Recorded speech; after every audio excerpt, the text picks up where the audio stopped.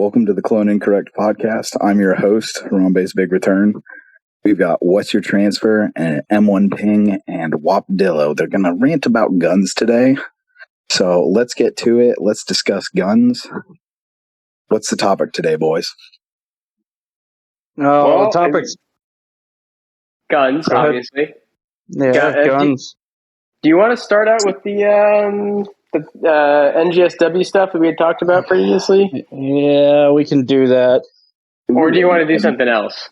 No, let's get the big one off the table first, because we had a 4-ish hour conversation about NGSW.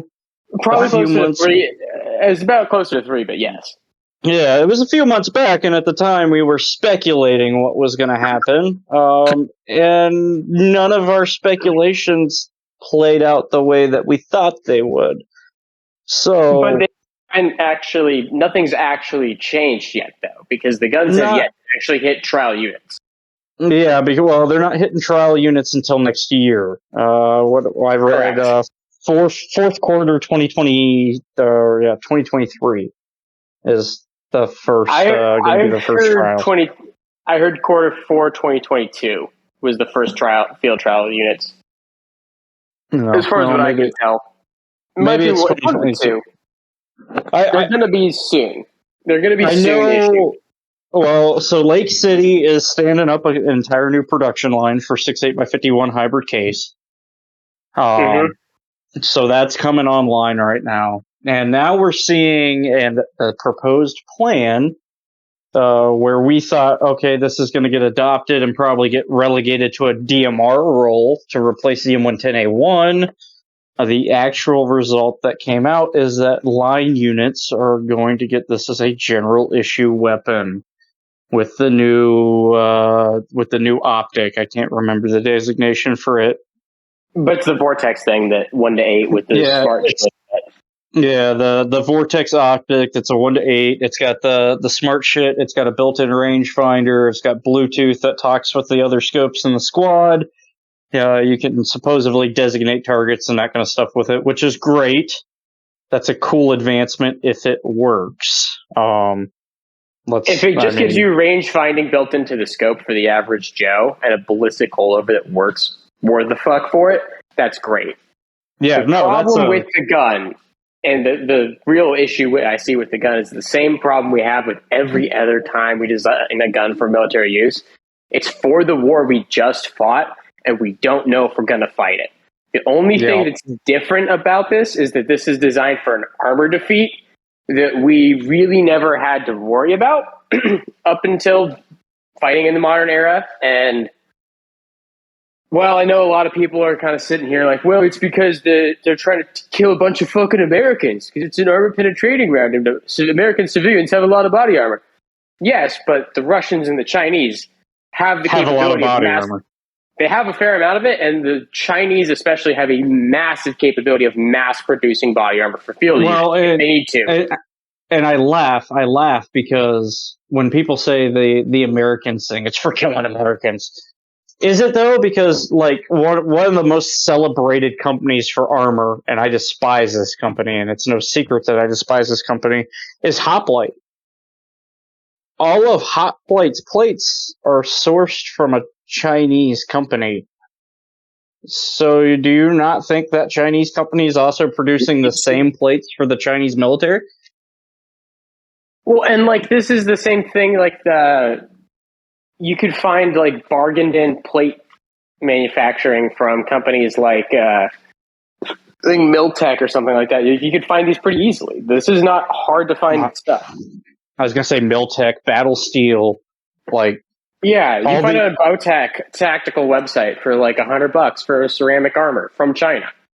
Right? And it's all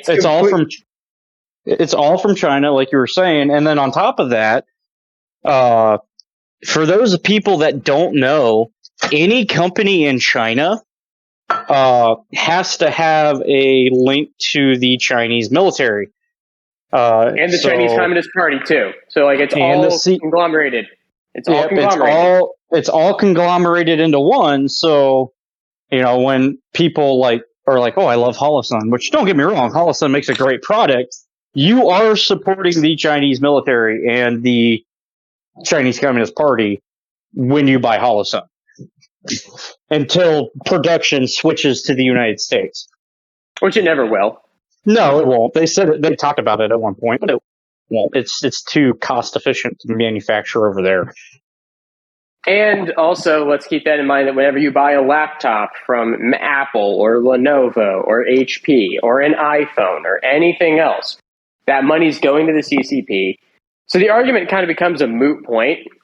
Well, it does. It's really hard to avoid it, and with the amount of intellectual property theft that the CCP is known for, like it's a ridiculous point to say that. like, I like buying American when I can.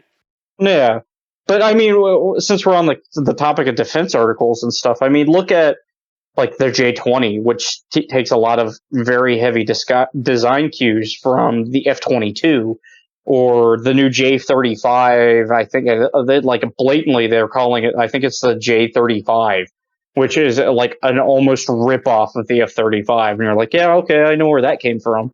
Like, you can look at a lot of Chinese defense articles and go, huh, I've seen that somewhere before. Well, also, did you see the recently when they were trying to test rifle scopes? So they took a bunch of QBZs and they put all American optics. They bought and exported American optics back to China through like secret means and snuck them all back. Well, and they're testing our shit over there. And some of it is ITAR. Some of it's ITAR that you can't get over there, but they still got it. Well, and that's when you mentioned that, I was about to say, Streaking Delilah, if you don't follow him on Instagram, is a great page for like foreign weapons and what's going on, what weapons are popping up in foreign conflict zones and all this stuff. And he did a whole write-up about how the Chinese Communist Party imports those optics, how they get their EOTechs, their Trigicons, how their police forces are getting them, how their how their military special operations dudes, because their special operators all run EOTechs and stuff. It's kind of like the Russians. Like you start seeing FSB guys and and they're using EOTech and Night Force and shit, and it's like EOTech, Night Force, Smith and Bender, the FSB. I think it was before a lot of the controls were put in place, and granted, it's a Swiss product too. The FSB is the biggest buyer of the B&T MP9 in the world. MP9 or the TP9? The MP9, which is the full auto variant of the TP. Okay, I was going to say. The biggest buyer of that gun is actually the Russian SFB. They love it. And we see this intellectual property theft from Russia too. I mean, so it's not, they have, for you Tarkov guys, the ADAR. The ADAR is a real gun, and what it is during the war in Georgia, Russia captured a bunch of Bushmaster AR-15s that were select fire, and the company that makes the ADAR rifle took one of those Bushmasters and reverse engineered it, and now they make a civilian legal Bushmaster-esque rifle on the Russian market. Well, and to bring it back around, the discussion on like why it is a somewhat logical decision for the Army to consider something like the XM5 and the XM250 this is a very good example of how all of the other militaries in the world are paying attention to us, to our military, to our gun culture, and to what we do, and they're able to modernize very quickly and logically. They know how to get what they want, even if we are trying to say it's not ITAR compliant. They can get what the fuck they want. Well, and they can make armor. They can do this stuff. We need a gun that can respond. And you made the comment that it's for the last war. And this is where I kind of break from the pack from a lot of people. I think this is the first time that we're seeing a gun that is not for the last war. Because I would agree with you. This armor-piercing round, and we don't know what it'll do, because the 6.851, the actual military loading and what it's going to be like and what the armor-piercing load is going to be like is super classified. You can't find anything on it. Which makes which makes me wonder, I think this armor piercing capability we're looking for is something that, maybe we did look ahead a little bit and go, okay, here's where the world stage is right now. We've got China saying they're going to invade Taiwan by 2030. We've got the Russians operating in the Ukraine right now. These are our biggest threats at the moment, more so China than Russia. That said, So I see where you're going with this, and I agree with you. And I think the ammunition choice is where I agree with you. I think where I'm looking at this is like the gun and the idea of going to a battle rifle was last war's idea. It was we remember the interim rifles contract idea that they tried to run and then they had to back out of it. That gun was like they wanted to get a 7.62 gun with an LPVO and a suppressor. And that's what they wanted because they were worried about this armor threat that the new NGSW program addresses. And they just wanted a 7.62 rifle that could shoot 7.62 NATO black tip out of a gun with a suppressor and an optic. And we saw the HK-417 stepped up for that. We saw LMT come up with a rifle for that. That's what the SCAR was considered. The SCAR was considered. The Colt 901 was considered. There was a bunch of rifles that were considered for this, including, I think, if I remember right, there was a short barrel conversion kit for M14s that was considered at one point. This is a long topic of all those interim rifles. This is a gun that is essentially they took what the interim was supposed to be, and they said, well, let's just put a new bullet in it because now we're going to get the armor penetration we actually want. Because I see this as this is taking the interim rifle project, and I'm not going to say perfecting it, but optimizing it. It takes it to the logical conclusion. But it takes it to the logical conclusion of, okay, now we have this 6.8x51 round that gives us the armor penetration that we want. By all means, from the little bit of shooting I've seen with this gun, and having never handled one, obviously, because there's like 2 floating around as dealer samples. These things are as rare as hen's teeth at this point. They are, and like full production is going to go to the military. Like we know SIG is just probably got racks of these rifles ready to go at this point, but there's only like I think it was Ian McCollum the other day that was talking about it on the Polinar Tactical podcast. He was talking about there's like 2 or 3 of these SIG spears floating around as dealer samples, and an aluminum. I think Aluminum Arms has one of them. Illumined Arms has one because Illumined was the company that helped Grantham with his video. I gotta give them a shout out because they do follow me and they're actually really cool people. They have cool shit, so gotta give them a shout out for that. But y'all, I gotta bounce. Later. Bye, Harambe. Have a good one. I enjoyed so far. I hope this episode goes great. Talk to y'all later. Okay, bye. I hope he doesn't go to Cincinnati again. I really hope he doesn't either. That's a dangerous place for him. He has a bad record there. Really bad. Yeah, very bad record in Cincinnati. Anyways, going back to so the NJSW concept as it sits with that round is a significant advantage, and it's a hard gun to get a hold of and to get the ammunition, the actual military ammo. Like they're guarding this one pretty tight because I think they realize this round, they know it can kill our armor, which means if any of this ammunition leaks to to any foreign nation state, somebody's going to try to clone this and make a battle rifle that can beat our armor too. That can beat our armor, but then it also gives you a starting point to start upgrading your armor. Yes. To what it can actually withstand this round. And I think that's why we're seeing the secrecy behind the hybrid case armor piercing stuff. It's because they don't want that out there to be like, hey, Yeah, by the way, this will punch level 4 like it's a piece of cardboard. Which is, I'm not saying that's what it does, but I've got a pretty good feeling that that's kind of getting like an appropriate description of what it's doing. I would say that's probably a more accurate description. And it's very interesting because I think we would then be the largest nation fielding battle rifles in any functional manner. We would be the largest, yeah.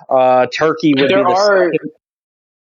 Actually, surprisingly, you might not realize this. India has a shitload of 7.62 NATO guns. I do realize that, but India, the reason I said Turkey instead of India is Turkey India still issues a G3. Turkey also issues G3s. They have that MTP-76 too, the MKE AR-10 that's coming online. Oh yeah, that gun. Yeah, I forgot that gun existed. And then, yes, India has a lot of battle rifles on hand, but India is phasing that out. They're actually going to the AK-103, and they do have domestic production of the AK-103 in India. So they do. I know that for a fact the SIG 716 tread was developed for an Indian contract. Was developed for an Indian contract, and it's kind of the same idea we had with the interim rifle contracts. That hey, we're going to bring these online until we can get our production of the 103 rolling where we want it. Yeah, and I think they have a weird collection of shit. They have no commonality on their stuff. But there's still a wildly arrayed amount of guns in there. Because I got curious and looked it up, and it's like, oh yeah, it's. I'm sorry, what? They still have those infield, those 7.62 NATO infields are still in service there too. Well, they have military, depending on, I guess, apparently what military, because I looked this up because I thought I heard the SIG was it, but then I heard AKs, and it's like, okay, now I have to go look it up. They got dudes running around with AKs, Tavors, and like fucking 7.62 SIG rifles, which basically means this is just like what fucking happens if like you're playing Modern Warfare 2 and you're fighting the Russians, and there's like a Russian guy running around with a Tavor, and then some guy running around with a Chris Vector. Like that's basically the fucking Indian army. That's basically it was actually the Indian army that took Burgertown. Let's not forget the garbage fire that was the INSAS. Was this their snipe? Oh, their domestic 5.56 Galil. Their domestic 5.56 Galil garbage fire. This is their first like real attempt to do their own in nation production rifle. This is a podcast for itself because I have studied this gun. Because at first I was like, "Oh, it's kind of cool," and then I went down this rabbit hole. Oh my god, what the fuck is this? I think that gun might actually contend against the SA-80 as the worst launch of a service rifle ever. I think it beats it from like everything I've read. I think the original. The lore of the SA-80 is fantastic and glorious, but I want to go down this rabbit hole. Like that's a whole podcast in itself for that Indian service rifle. Like holy shit! We could do a whole hour-long podcast of the INSAS and then never scratch the surface too, because it's that much of a dumpster fire. This gun is garbage, and they brought it online and they made millions of them. Just to find out they were garbage. And unlike the SA-80, they couldn't hire HK to fucking fix it.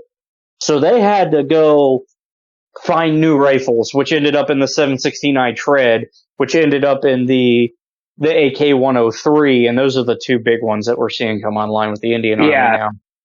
Which is a hilarious thing, right? And so like you've got them doing all this weird shit, and they can't force modernize worth the fuck. And yet they're going to be going to war with China as soon as something kicks up. They're going to be going to war with China along their border. We know that's going to fucking happen. Pakistan. Well, they're going to always try to go fight Pakistan, but I guarantee you China and India are going to go to war in World War if there's World War III that kicks off. They're going to fucking go for each other. Dude, they're already going for each other. It was last summer they were killing each other with sharp sticks and rocks. Over that, they're waiting dispute. And they will wait for the most They're given the opportunity to go to guns. They'll go to guns and they'll start killing each other. Well, and the scary part there is both of those are nuclear armed. Like India has nukes. The thing is, if I'm going to guess on coding here, hi Wop. Hey, Wop. And silence from Wop.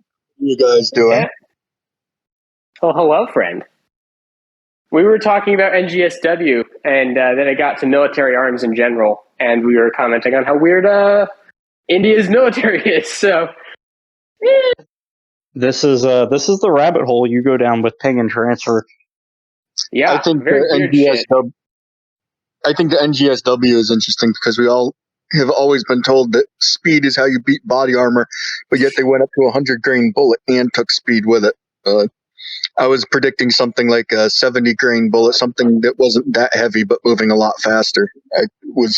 That's what I thought was going to happen. So I'm a little surprised by it. Well, I think to get the payload they wanted, they needed to go a little heavier. I was going to say to get the terminal effect they wanted. But that said, I mean, again, we don't know what the armor-piercing bullet weighs, and we don't know how fast it's going, but we know the hybrid case hunting ammo out of the 13-inch barrel of the spear is doing, what, 31? Is that? I think it was like 29. I think it was like 29 or 29, maybe 3. But it wasn't quite a 31. 75, I think is what I saw. I think you're right on that. Which is still that's cooking. That's a cooking bullet. 13-inch barrel. Yeah. Using a flow-through suppressor, by the way. Yep, that's the new trend we're seeing. As flow throughs are coming online. Bringing it back around to the NGSW, I'll be interested to see how this goes. I think that there is going to have to be I think there's going to have to, if they truly want to arm line units, the entire line unit with NGSW, we're gonna have to rethink how we do the Army squad.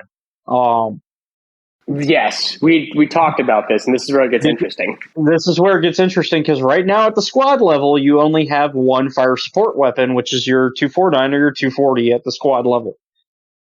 I think going forward, to make up for the lack of ammunition that you have in your riflemen, I think you're going to have to axe a rifleman or axe a grenadier, which I think would just be stupid, but that's the dumb option. But we know Big Army doesn't do smart things. You're going to have to axe a rifleman or axe a grenadier to put another squad machine gun in, especially since now I found out that the XM250 does not have a field level quick change barrel. Which seems to be a bit of a short-sighted thing on that gun. I could see that getting changed, especially, now that you're going to be relying on the machine gun more for suppressive fire. So, I have a thought on this. And your fire teams are going to have to fix and flank more. I agree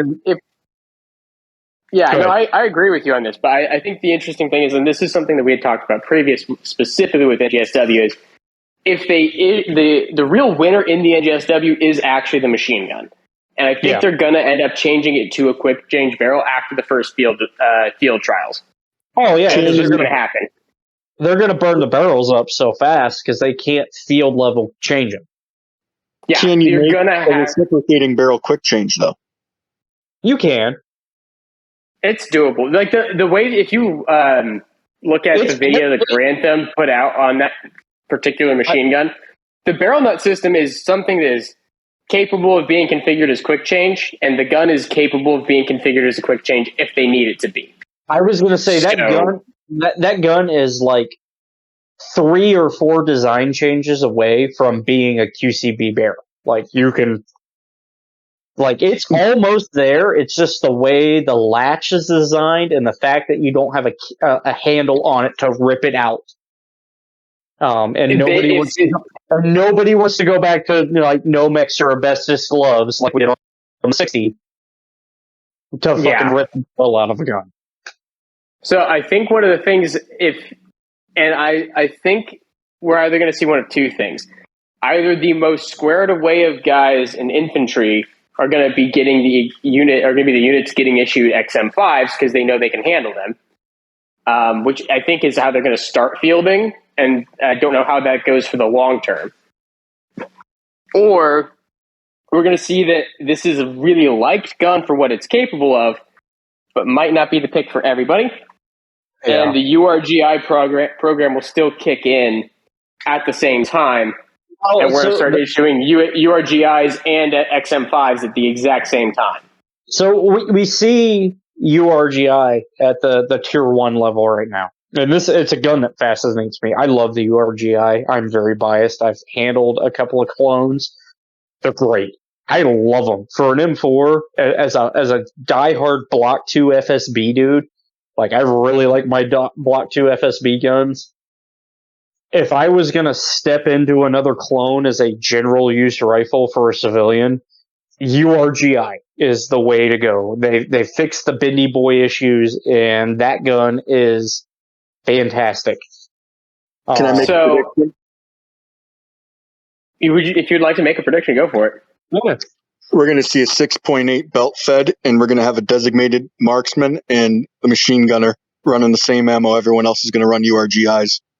Well, that's kind of where I was thinking on that. We were kind of agreeing in that idea initially. And that's what we said before adoption was when me and Transfer were talking about this. We said the machine gun will be a win because, and it automatically is now because it's 12 pounds. Is the machine gun 6.8 or is it the 338 normal one that they were? No, they're going. It's the 6.8 one, but it's also light. It's lighter than the SAW. It's only 12 pounds. Yeah, I think it's lighter than the SAW, or if not, the same weight as the SAW. I can't remember off the top of my head. It's lighter than the SAW because the SAW is 16 pounds. Okay, so yeah, we already shaved 4 pounds off the SAW, gotten a bigger bullet that has AP capabilities, all that shit. At that level, when you have that gun that is a armor-penetrating light machine gun that can be used for longer range engagements than a standard 7.62 NATO machine gun, we now have a gun that is absolutely the fucking winner for a combat machine gun, and that's great. And it only makes sense to issue a rifle in the same bullet at some capacity. Because of for urban combat, for logistics reasons. And I think the reason that the machine gun's a winner is in urban combat, which we're going to get into at some point in the next 20, 30 years, we're going to be in urban combat. If I have a 12-pound machine gun that can punch through body armor and soft cover, and that I can fire from the shoulder. From the shoulder or from a bipod, right? I can take this gun and I can have my team of guys with M4s clear a building, get me on Overwatch for a street, and the enemy patrol comes right around, ambush them with that thing of our AP ammo. Boom, got them. They go to run to cover and go try to hide in a building, a shop, something like that. That 6.8 bullet is still going to fuck them up. Doesn't matter. That bullet will go through everything. So for that reason, that gun dominates urban combat and ambush attacks. That reason, it's the winner of the whole thing. The rifle's cool, but the machine gun's the winner. The machine gun's the winner, and the rifle might get cooler because of the ammo. And one of the big things that come out of NGSW that I think is a sleeper is that true velocity polymer cased ammunition. And if they can find a way to get the velocity and the pressures that they're getting out of the hybrid case with that polymer case, that's a game changer. Because now your ammo is, 30% lighter? It is, and that would change a hell of a lot for the gun. I would agree with that. Does a soldier's ability to carry a certain number of rounds, does it matter as much now that close air support has gotten so good, though? Rifles don't win wars, and we know that. That's what I'm trying to say. Now here's the thing that kind of adds into this stuff. The saying that I hear come up very frequently is have one magazine for every minute you plan on fighting, right? Roughly is the idea. You're probably going to go through a magazine about every minute if you're in a serious gunfight. Yep.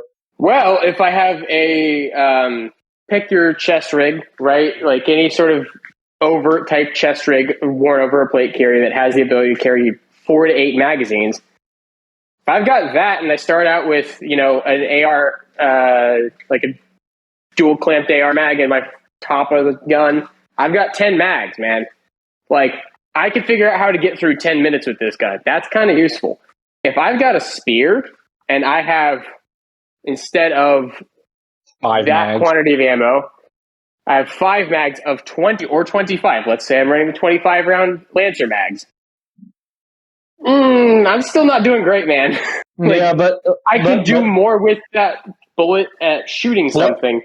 But there's a lot more reasons to shoot a gun in combat than there is just to hit a person. There are, but this is also why I say the Army's going to have to rethink the squad. Because Correct. we're going to take that ammo cut, which means that your riflemen can no longer be part of the system you rely on for suppressing fire. Your riflemen are going to have to be the guys that close and kill the fucking enemy.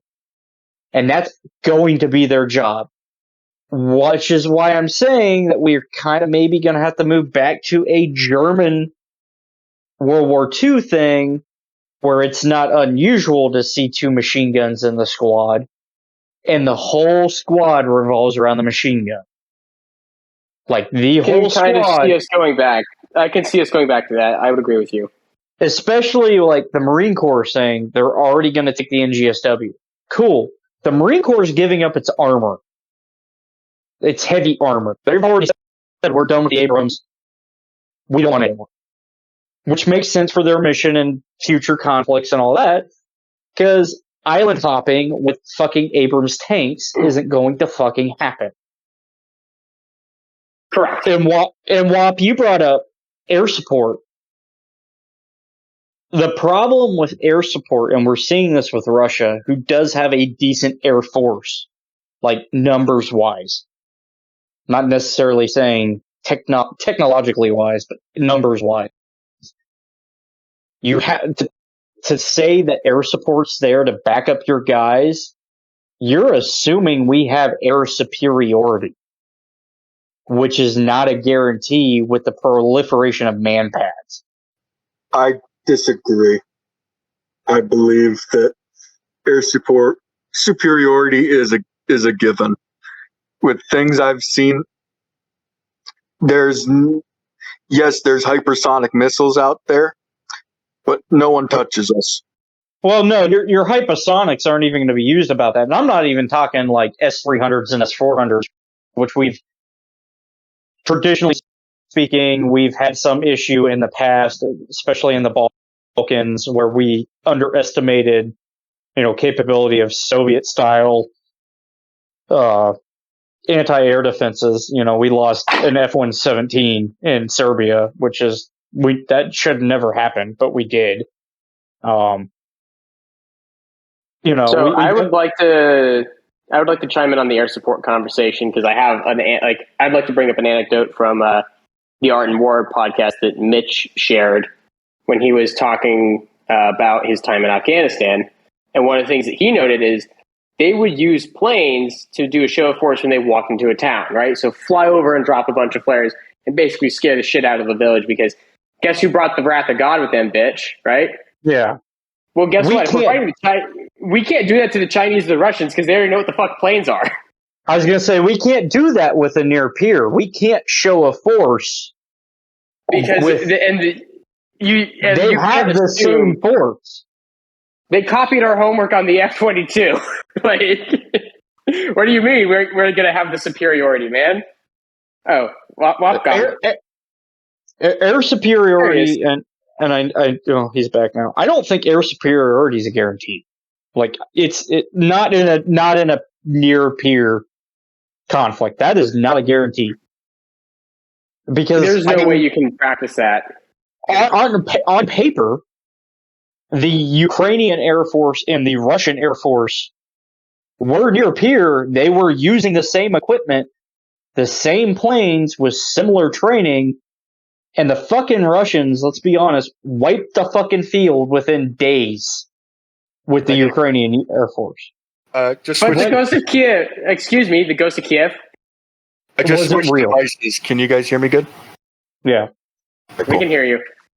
Why The do you have Ghost to of kill my Kiev- dream? Why? No, well- Stop killing my dreams, Ping! It You're was killing my shitty dreams. propaganda. It was It's very shitty propaganda. Very, very shitty propaganda. And the fact that myth is still persisting is hilarious. There's so much of it. Question: Did the Ukrainians have Su-35s? Yes. They did. Yeah, they had a couple, and they were lost within the first couple of days. That's funny. Um, You know what? That's Neither of right. those countries have. the Stealth. only well, the Russians do. It's not flying. They haven't put it into Ukraine yet because they're afraid of losing it. 'Cause it doesn't work. But they do have the Su-57, It doesn't and it work. does. We don't know that because we haven't seen it in combat. I think if we don't see it within the next couple of months, we can just assume that it doesn't work. That said, well, and it becomes a strategic thing. Now actually- they're talking strategically. Do you want to put that into combat and risk losing your few Su-57s, or do you want to hold them back? I believe the Hold on. Americans have Hey, always hey, opened hey. with stealth. We Hey, didn't use hold up. F-22s until the last years of GWAT. We used the F-117 to start it, though. Or at least the invasion of Iraq. But it Correct. had been around a while, and we had been using it for a while. We knew what it could do, and we had lost them previously in the Balkans. The F-22 program started in the 80s. It's Well, I know it's coming up. It's almost over 40 years old. I think But you'd see them very quickly. But what I'm saying is, we didn't use the F-20. The F-22 did not drop munitions in combat until Syria. Because it's a strike fighter. Or it's a fighter. I think if we had the F-35s, which are a more rounded airframe, we'd have seen them very early. Yeah, but so you say that, but the F-35 fleet is currently grounded. Which is And hilarious. I think we're discounting something here. Ping. I There's a simple fact that the WAP has actually stolen this Russian stealth fighter, and Yeah, he he has knows it. that it's shit. He He has has it in a- his garage.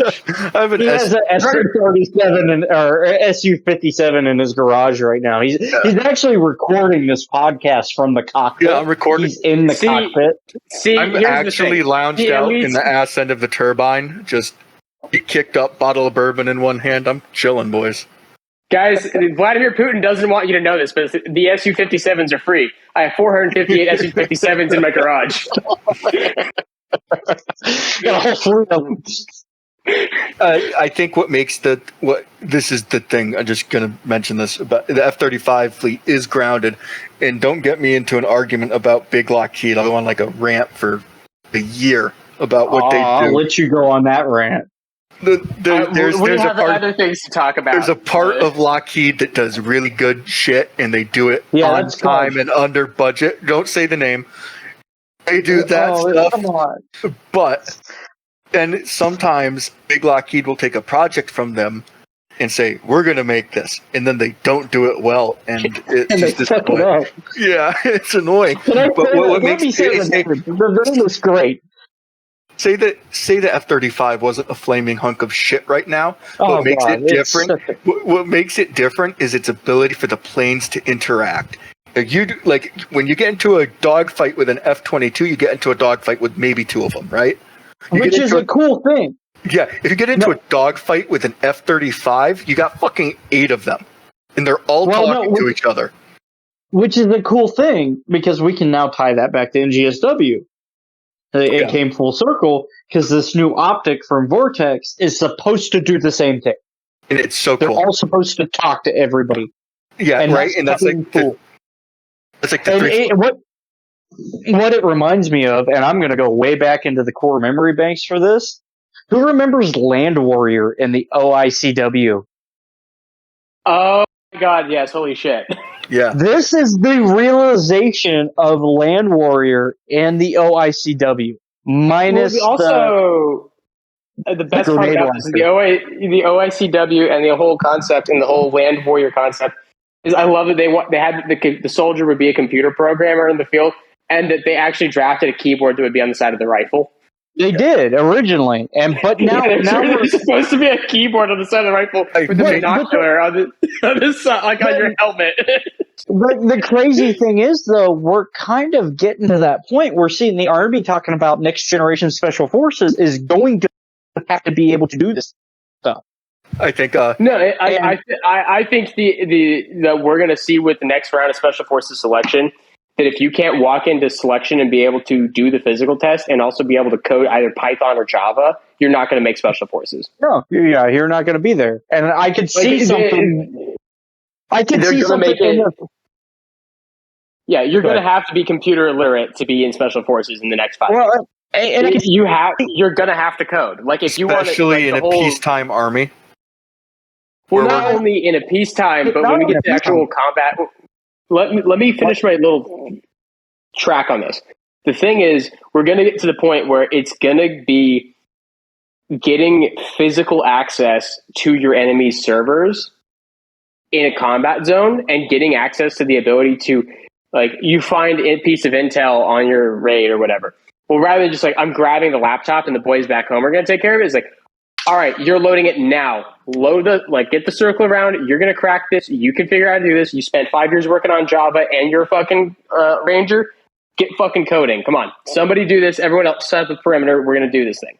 That's going to be special forces in 5 years because the technological battlefield is going to be just as big as the actual combat battlefield. It's never going to get smaller.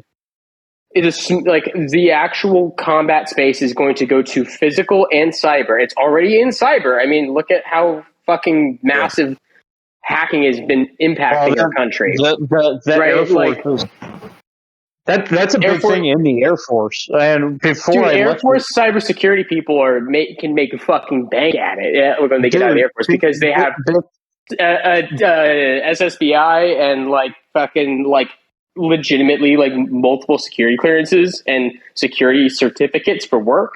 Those people make massive money. As I was make a lot of money out of that.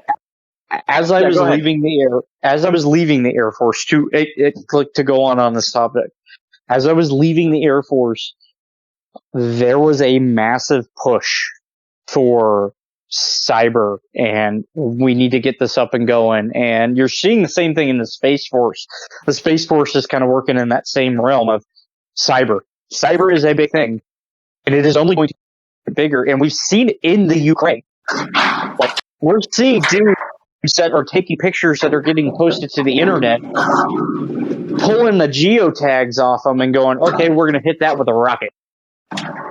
Yeah, like, this is the same thing as, like, you get people out there who don't fucking understand the concept of a VPN or a virtual machine or anything like that, go into a fucking combat zone and wondering why they're taking my cell phone. Well, yeah, they're taking your cell phone because you're going to be fucking retarded with it. You dumb shit. And that's...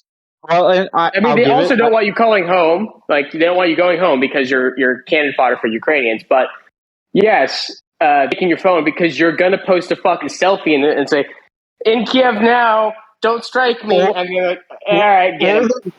Or they're just gonna pick up the signal coming off your fucking phone, and that's all they need in the first place.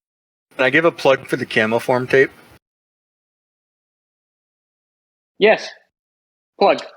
No, but I was just fucking around. But I think what's going to be interesting is because of the geotagging stuff we've seen in Ukraine, there's going to be some very high-ranking retards that don't want to put any more electronics on troops. Yep. And the thing is, you're going to have to find out at the end of the day. I hate to say it, they're right and they're wrong at the same time. Yeah. You're right and wrong at the exact same time. You're going to have to find that balance between what I put on my guys so I can do, especially like IFF. IFF is a big thing. To not dox, this is what some of this is what I do for work now. So I will make a point on when it comes to the security side of this for this. Those retards that want no tech on soldiers are right and wrong, but they would be completely wrong if we had an education system worth a fuck that was actually getting people to understand how to behave and interface with technology in a proper way and use it to an advantage. If they did that, they wouldn't be able to find all the Discord servers full of... I'm not going to say glowy stuff, but... Yeah. But no, like, that's the thing. Extremism. Yeah.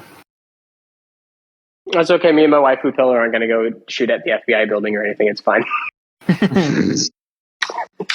That's a joke. I don't have a waifu pillow or that's a joke. FBI agents. No.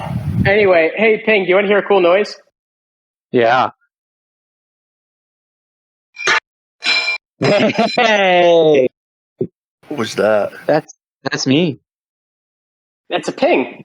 Oh, you have That's an M1 Durant. Very cool. Oh, that's a ping. I need one. Yeah, you do. You can still get them from the CMP, and you should totally buy one. They're cool as shit, man. This one is kind of I'm waiting on an old one, so it needs a little work. I've missed on one. There's a specific gun shop, and I'll say it. It's not local to me, so I'm fine with it. I used to still have some friends in Darlington County. Every time I'd go visit them, I'd stop by Darlington Gunworks or Southland. Sorry, it's Southland Guns. It's right across from Darlington Racetrack, and I've been in there a couple times. It's the place where I bought my first legal gun, which was a Glock 17 RTF2, or it's the Larry Vickers. I missed on an RTF2 gun. Yeah, I missed on a Molot 12 gauge and an M1 Garand. Both of them were like, I think, $700 at the time. Probably should have bought them because they're two guns I regret missing. So this is really. I like this. I like this new topic a little bit. So let's keep rolling with it. Oh, so guns we missed out on. Oh shit, guns we missed out on. Oh god. Can I touch it? So this is really one of the first podcasts that I've been on since Ping has switched jobs. Proud of you, by the way. I'm no longer active duty Air Force, so I'm no longer technically a Fed. I now work a gun counter, which is great. I love it. It's fantastic. You guys got some really cool shit in, man. We get some. Your shop is actually cool. Yeah. My shop's really cool. I'll plug it. I work for the Sportsman's Loft / the Attic Imports out of Minot, North Dakota.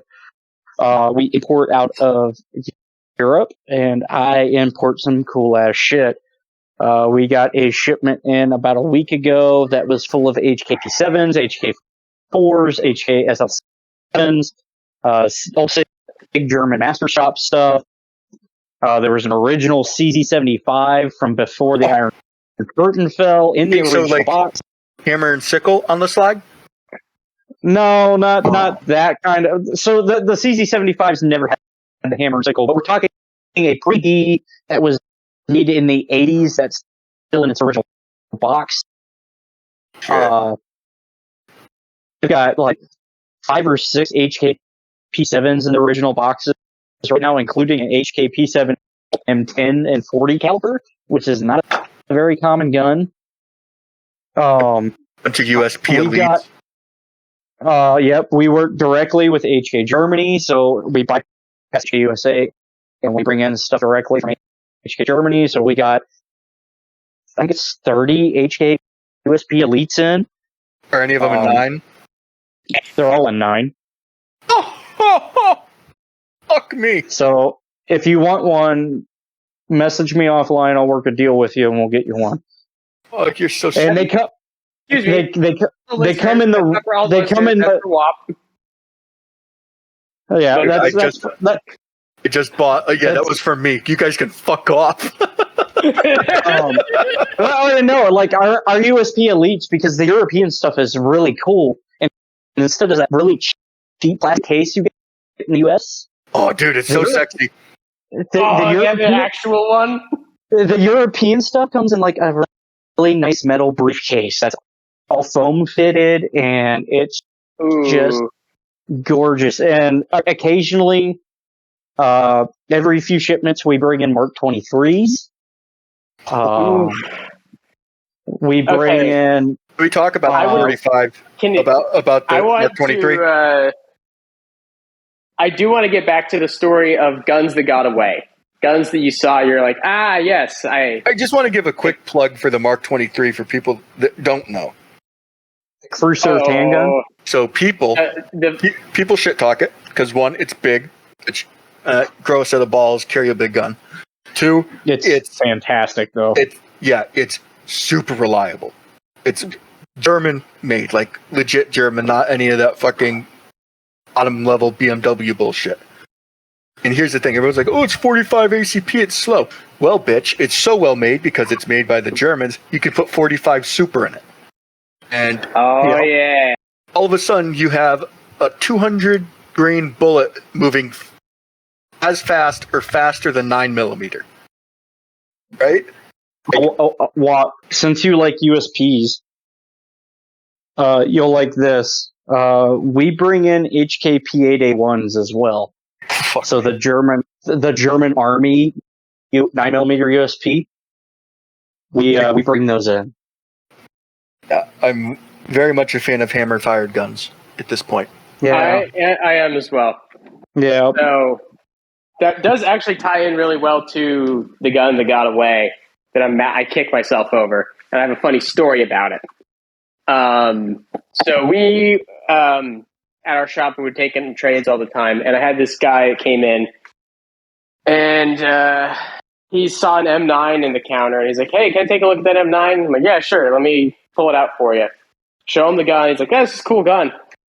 I'll take it, but I'm gonna have to trade a gun in to get it, and I'm gonna have to go get that gun. Can you hold that?" And I'm like, "All right, sure.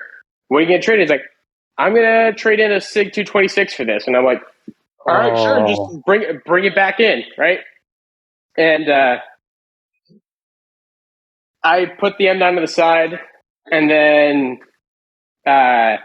moments later, the gunsmith motions me over. He's like, "Hey, transfer, come over here." I'm like, "Okay, what's up, dude?"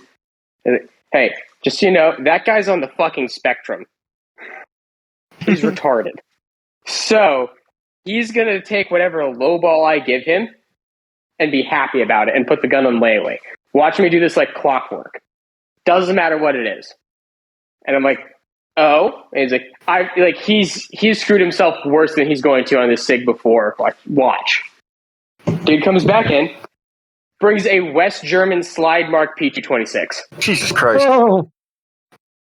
Brings it over to the gunsmith. The gunsmith looks at it and he's like, "You know what, man? It's an older SIG. People aren't interested in it as much anymore.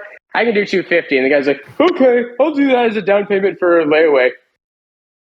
What the fuck? Oh my fuck. So if I really wanted to, I could have gotten into a West German SIG for $250. So I still kick myself about that SIG. I still kick myself about it. Dude, so I pulled a TISM the other day. Guns that got away. So we do a lot of sales on Gun Broker. In fact, we're closing our doors to the public November 1st, just to go online only. Gun Broker focus on our imports because it's 90% of our business, but the storefront takes up 75% of our time. So, and plus with this new ATF shit, it's just easier to close the storefront. I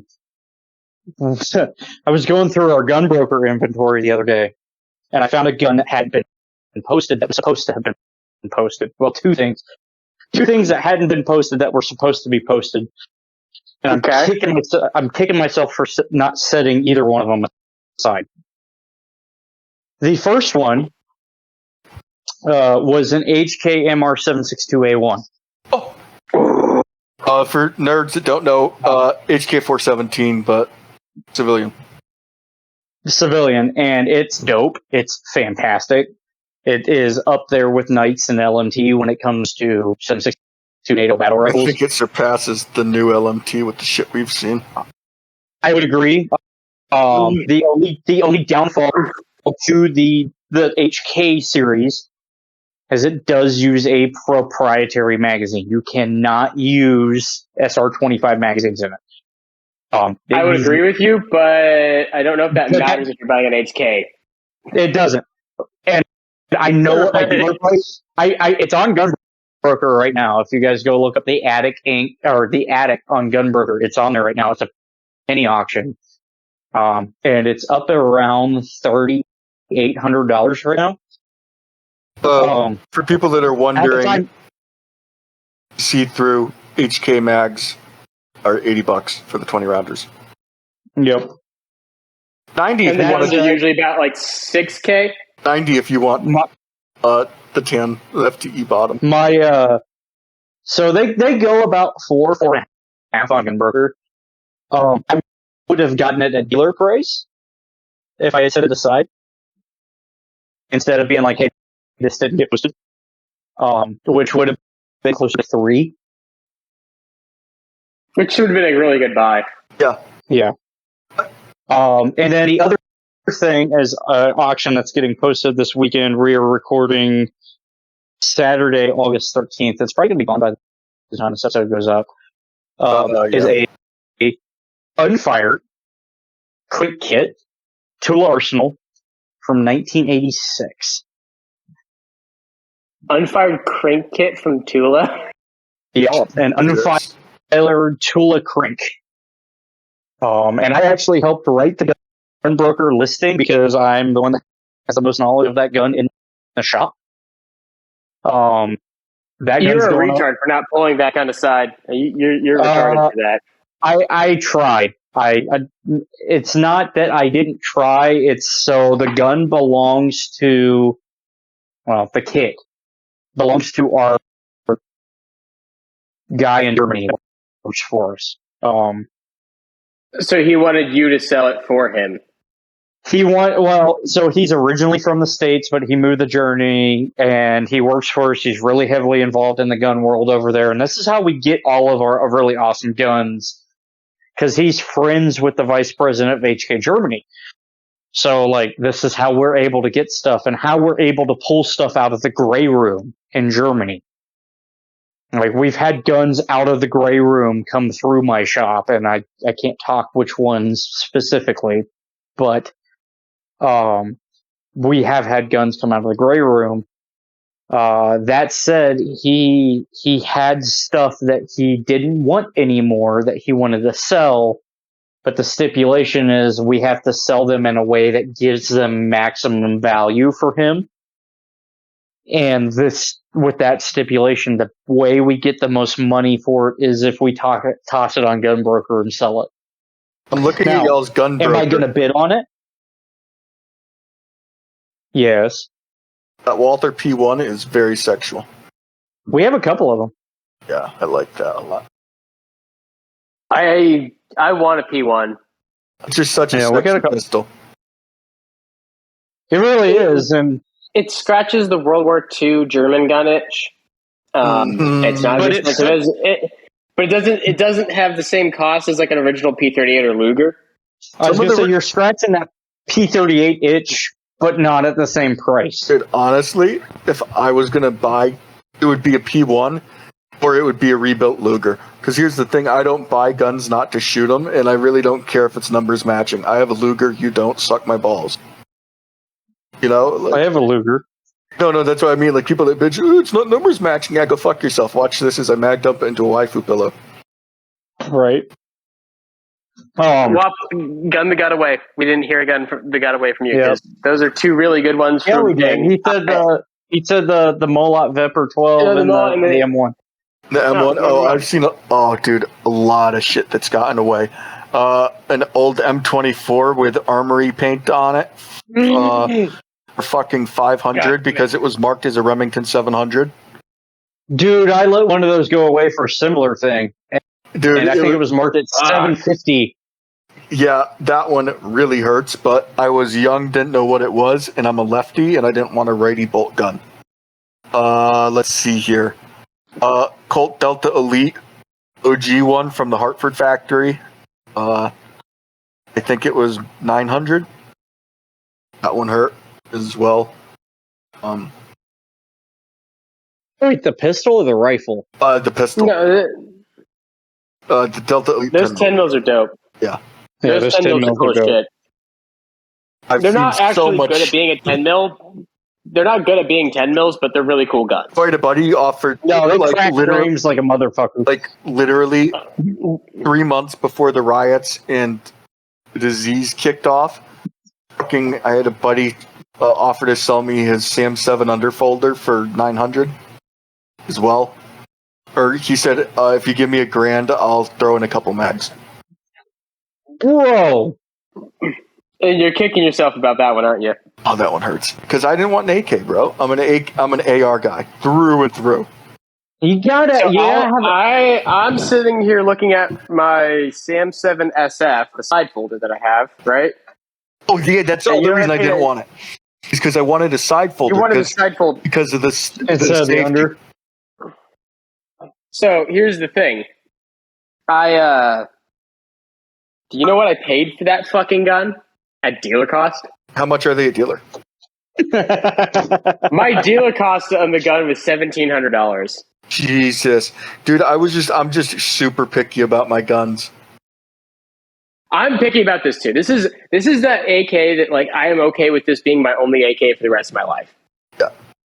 I don't care. Like this gun I don't want to ever part with because it's that AK that I am emotionally attached to, just being such a fucking good AK. It shoots good. It's reliable. It does everything I want. It's built as good as you can ask an AK to be. And I have said this before, but it's fun to say in the podcast is I love it because it is an AK that I can use to call every Arsenal basic owner of like an SGL or whatever, like, oh, it's neat, but I've got a Sam 7. And they can be like, oh, you got the cool milk gun. And every fucking idiot that has a goddamn like Wasser or IO or Sentry Visca, like, shut the fuck up, bitch. I got a Sam 7 SF. Go fuck yourself.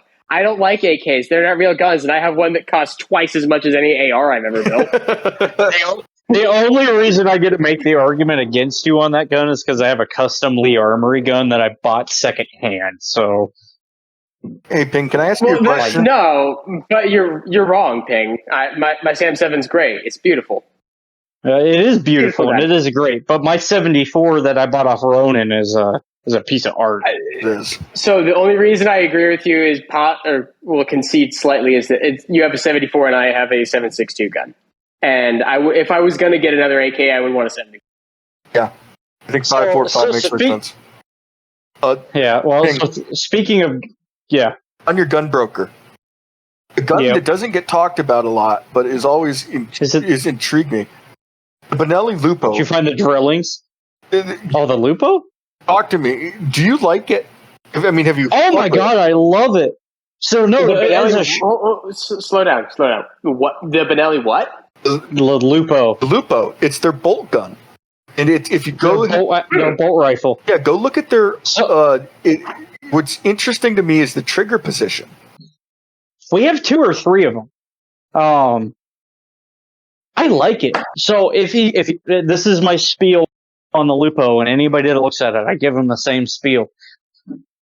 If you're a big shotgun guy and you shoot a lot of Benelli shotguns, that is the rifle for you because it feels like you're shooting, like just handling wise, it feels like a Benelli shotgun.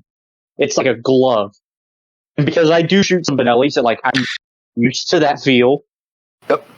It feels really good. Like you look at the Lupo and you're like, man, that's some really weird lines. And when I bring that into my shoulder, it is solid. And I'm like, man, this is a nice gun. The bolt is super... I need to go look at this thing. Yeah. Let me grab my laptop real quick. Yeah, the bolt is super silky smooth. The trigger is fantastic. Like,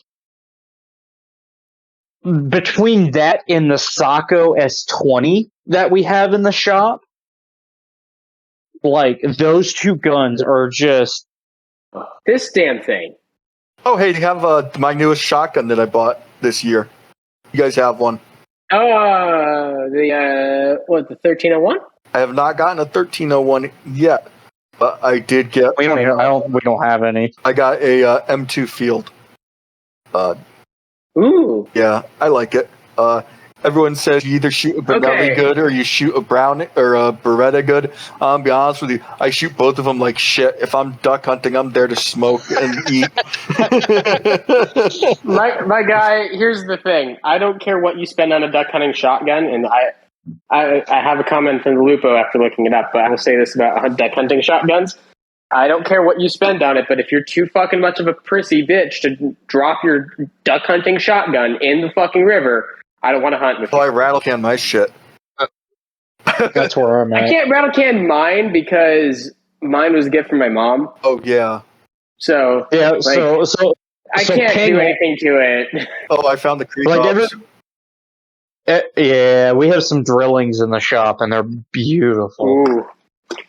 So I looked at that Lupo, and for the audience that hasn't already Googled it, and you're just kind of listening to this like a madman, the Lupo looks like what happens if A Vinci and a rifle have No, I'm going to say it looks like a super black eagle and a Sacco fucked in a weird bed. Oh, dude, they were fucking on like on one of those old people beds that curls up, bro. Absolutely. They were on a 90s waterbed. Oh yeah. That's on my bucket list. Well, that also explains what happened in the pregnancy, because there's a little bit of disjointedness here. That said, it looks awkward. Like, if you look at it, you're like, man, that doesn't look comfortable. You bring that gun to your shoulder, and you're like, fuck. You know what it reminds me of in a weird way? It reminds me of the Magpul SGA shotgun stocks. Yes. Like the Magpul shotgun stock looks very funky when you look at it, and you put it in your shoulder, you're like, oh, this makes a lot of sense. I recently spent a lot of time, or a decent amount of time on a 1301 Tactical that had one of those on it. And let me say, when I get my 1301 Tactical, that's the first thing I'm doing to it. Well, so you say that. So when my first couple weeks working at the loft, I set aside a Mossberg 590S Shockwave, the one that can take the mini shells. Ooh, yeah. I set it aside for myself, knowing what dealer cost was. I was like, okay, I got to have this. Like, and I'm never going to shoot it as a Shockwave. I bought this gun for the specific purpose of I'm going to register it as an SBS and put a fucking Magpul SGA on it. dude, I want to do and that. have a 14-inch have a 14-inch 12 gauge with a fucking Surefire forearm on it that I can shove in the front seat of my truck going back and forth to work, since emotional support guns are encouraged at my workplace. Ooh, I love this thought that I have. It's a very interesting line of work, working at a gun shop or any sort of facet of the gun business, because work rifles are normal. Oh yeah, it's a normal thing. I take guns to work like every day. Like nobody. For some people, it's weird that like you would even bring a gun to work. But if you work at a gun shop and you like just roll up with your fucking like sawed off shotgun or something, or you're like SDR with a can, like nobody's gonna be like, "The fuck are you doing here with that?" It's like, "Oh hey, what's up, dude?" I'll say this for the company I was working for. It wasn't allowed, but as a technician, I never got bitched at for pulling my Glock 17 out of my waistband before climbing into a machine. So, like, at the loft, all right? Well, so I know what company you worked at, which doesn't surprise me. Yeah. Yeah. I'll say this. If you're going to... You know, I'm not going to say anything. No, you don't need to, but protect yourself. If you are working in a certain work climate where you understand the people you work with, you can get away with a lot more than you can if you work at some other places that you know where that company leans. If you work in machining compared to working in IT, people are going to look as weird at you carrying a Glock 17 to work than if you're wearing a pair of slacks and working at an IT office. So it was super foreign to me too. So I came out of active duty Air Force, and I was not security forces. I didn't get to carry a gun at work. But now you got searched to go into base. Yeah, well, and now I go to work every day. I have my Nighthawk 1911, with 9 rounds in the gun, a 10-round reload, and at least a couple times a week, my Mach 18 that used to be the fucking poster child for this podcast goes to work with me. And like yesterday, I posted them yesterday. I took the Mach 18 in because I swapped the CAC broom handle out for the Onyx Arm stubby, and I put an HRF magwell on it. So I put it on the picture bench that we use for gunbroker pictures and took pictures of it to post on my Instagram. But at the whole time, it's sitting in the shop, just fucking hot, ready to go, and nobody cares. So I have a very good friend that got a job at a machine shop. That everyone on Instagram knows who they are. I'm not going to say their names because I'm not going to dox him or the shop. But he got a job there, and he was super stoked about it. And this is a shop that does like a lot of custom work for a lot of people. And he knocked on the door because he sent an email with the resume, and he's like, next day, I'm just going to stop by and say hello. Right? Knocked on the door. The owner of the shop walks out with a fucking SBR in his hand. He's like, oh, I wasn't expecting anybody. Sorry about that. What can I do for you, man? He's like, oh, no, I sent you my resume last night. I just want to come by and introduce myself. Like, oh, yeah. I'm such and such. And like, it's completely normal. And when he was talking about working at that specific shop building stuff, that was building stuff, they would, they don't carry guns at the shop. They just leave PMags everywhere. Yeah. They just leave lead PMags and M193 everywhere. They like, they know, like, if they have to fucking grab a customer gun and shoot somebody, then they're gonna just, you know what I find is go buy him another gun. What I find is very interesting. About talking about two very different facets of the gun industry. You have the manufacturing side and the services side, where you do where it's more manufacturing and stuff like that, and then you have the retail side of things. On the retail side of things, from what I've seen and heard, about 99%, it's so much fun. About 99% of the guys there are gun people, right? If not 100%, are actual. I would say about 85%, because if you work at a big box store, you're probably not a gun guy. Yeah. Okay. So. No. Half of the guys at big box. Let's call it 8. I'll agree with 85, but half of the guys at big box are gun guys and half aren't. Yeah. Here's now on the manufacturing side, I'd say maybe a third from what I saw, gun people. I think that's probably accurate. That's probably pretty accurate. Yeah. Is consumers need to understand about manufacturing when they buy a gun, they have it in their head, and I was the same way. Where everyone who touched that rifle is a gun guy. They're not going to do anything to your rifle that they wouldn't do to theirs, and it's just simply not the case. I mean, the best example is PSA, man. Yeah. Like you look at it, they churn out lowers all the time that are built up, and like some of them, they're perfectly fine. There's nothing wrong with them. It'll run till the day you die. And other times you'll see shit. And then other times you see something that's just like, how the fuck did this leave the factory? Not even just out of spec lowers. Like, considering this, disregard the lower for a second, we consider what comes on the lower. So just recently, shout out to Arsenal 616. He posted on a story like a PSA lower where the rear takedown pin just fucking fell out of the gun. Yes. On the guy that was transferring it in. And I was like, what the fuck is this? But then I'm like, that's PSA. I've seen this happen before. And one of them that happened to me, which was hilarious to see, this guy bought a lower from us, got a PSA on transfer from us, I should say. So PSA lower had an A2 grip. He didn't care about it. And he's like, I'll switch it out later when I feel like it, but it's A2 stuff. It's fine. What goes to try to change the grip out, he doesn't have a grip screw, he doesn't have an Allen key long enough to reach the grip screw, I should say. And so he takes it to a Sportsman's Warehouse to have them take the grip screw off. Whatever fucking Loctite somebody put on that shit was so strong that it broke the guy's fucking Allen screw off in the screw. Which is funny because it should just be that star washer. It shouldn't. Yeah, it should not have any Loctite. It shouldn't be like that. Correct, but something happened there, and then as it turns out, that same Smith applied for a job with us, and so I talked to the guy who actually installed it, and he's like, Yeah, I'm just sitting there trying to unscrew a fucking screw, and my wrench snaps. I'm like, how the fuck? So they're like, yeah, bro, what the fuck happened there? I was like, I don't know, but like the thing fucking broke on me, dude. one of the funny things, because we sell on Gunbroker, and this has kind of made me think of this. We get Gunbroker questions. Oh, I could do a whole meme series on Gunbroker questions, and so primarily, I might primarily.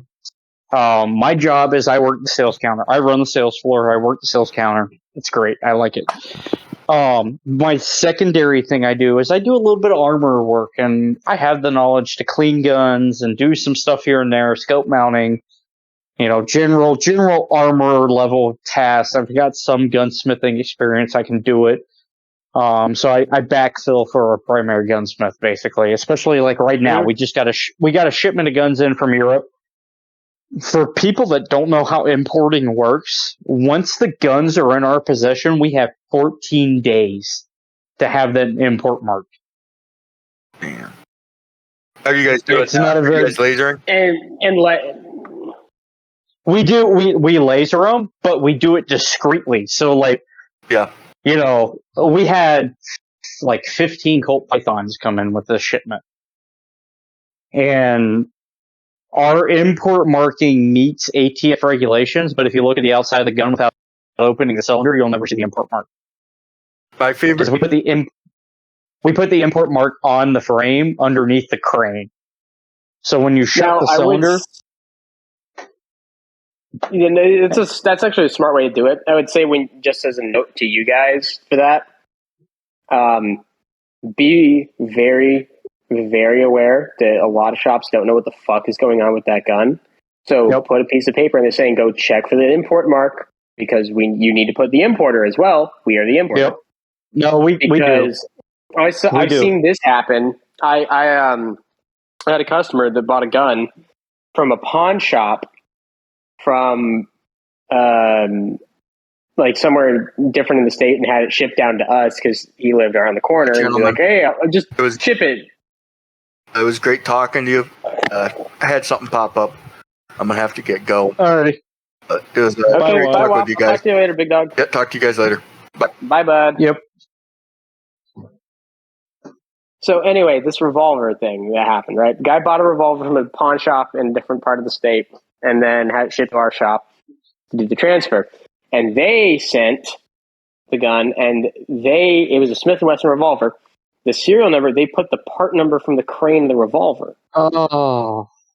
And the actual serial number was under the grips. I'm like, that's not the serial number. He's like, that's not the serial number at all, dude. And he's like, they put that as a serial number. I'm like, hold on. Grabbed a screwdriver, pulled off the grips, with the butt of the gun. That's the serial number, bud.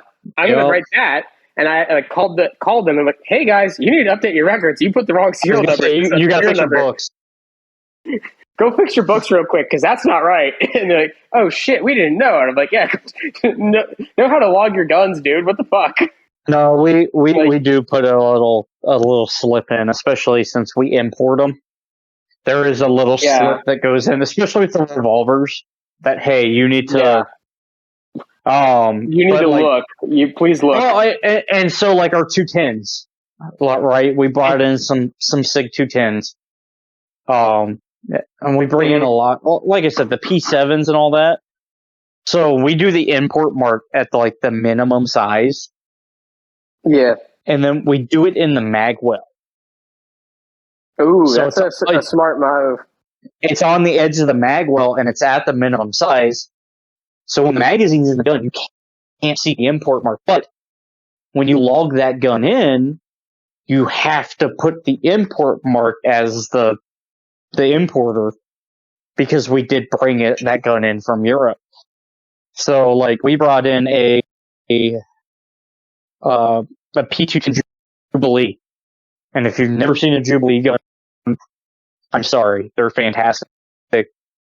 I don't know what the finish is, but it's a beautiful gun. They're ivory gripped, and they've got this deep, almost purple looking blue.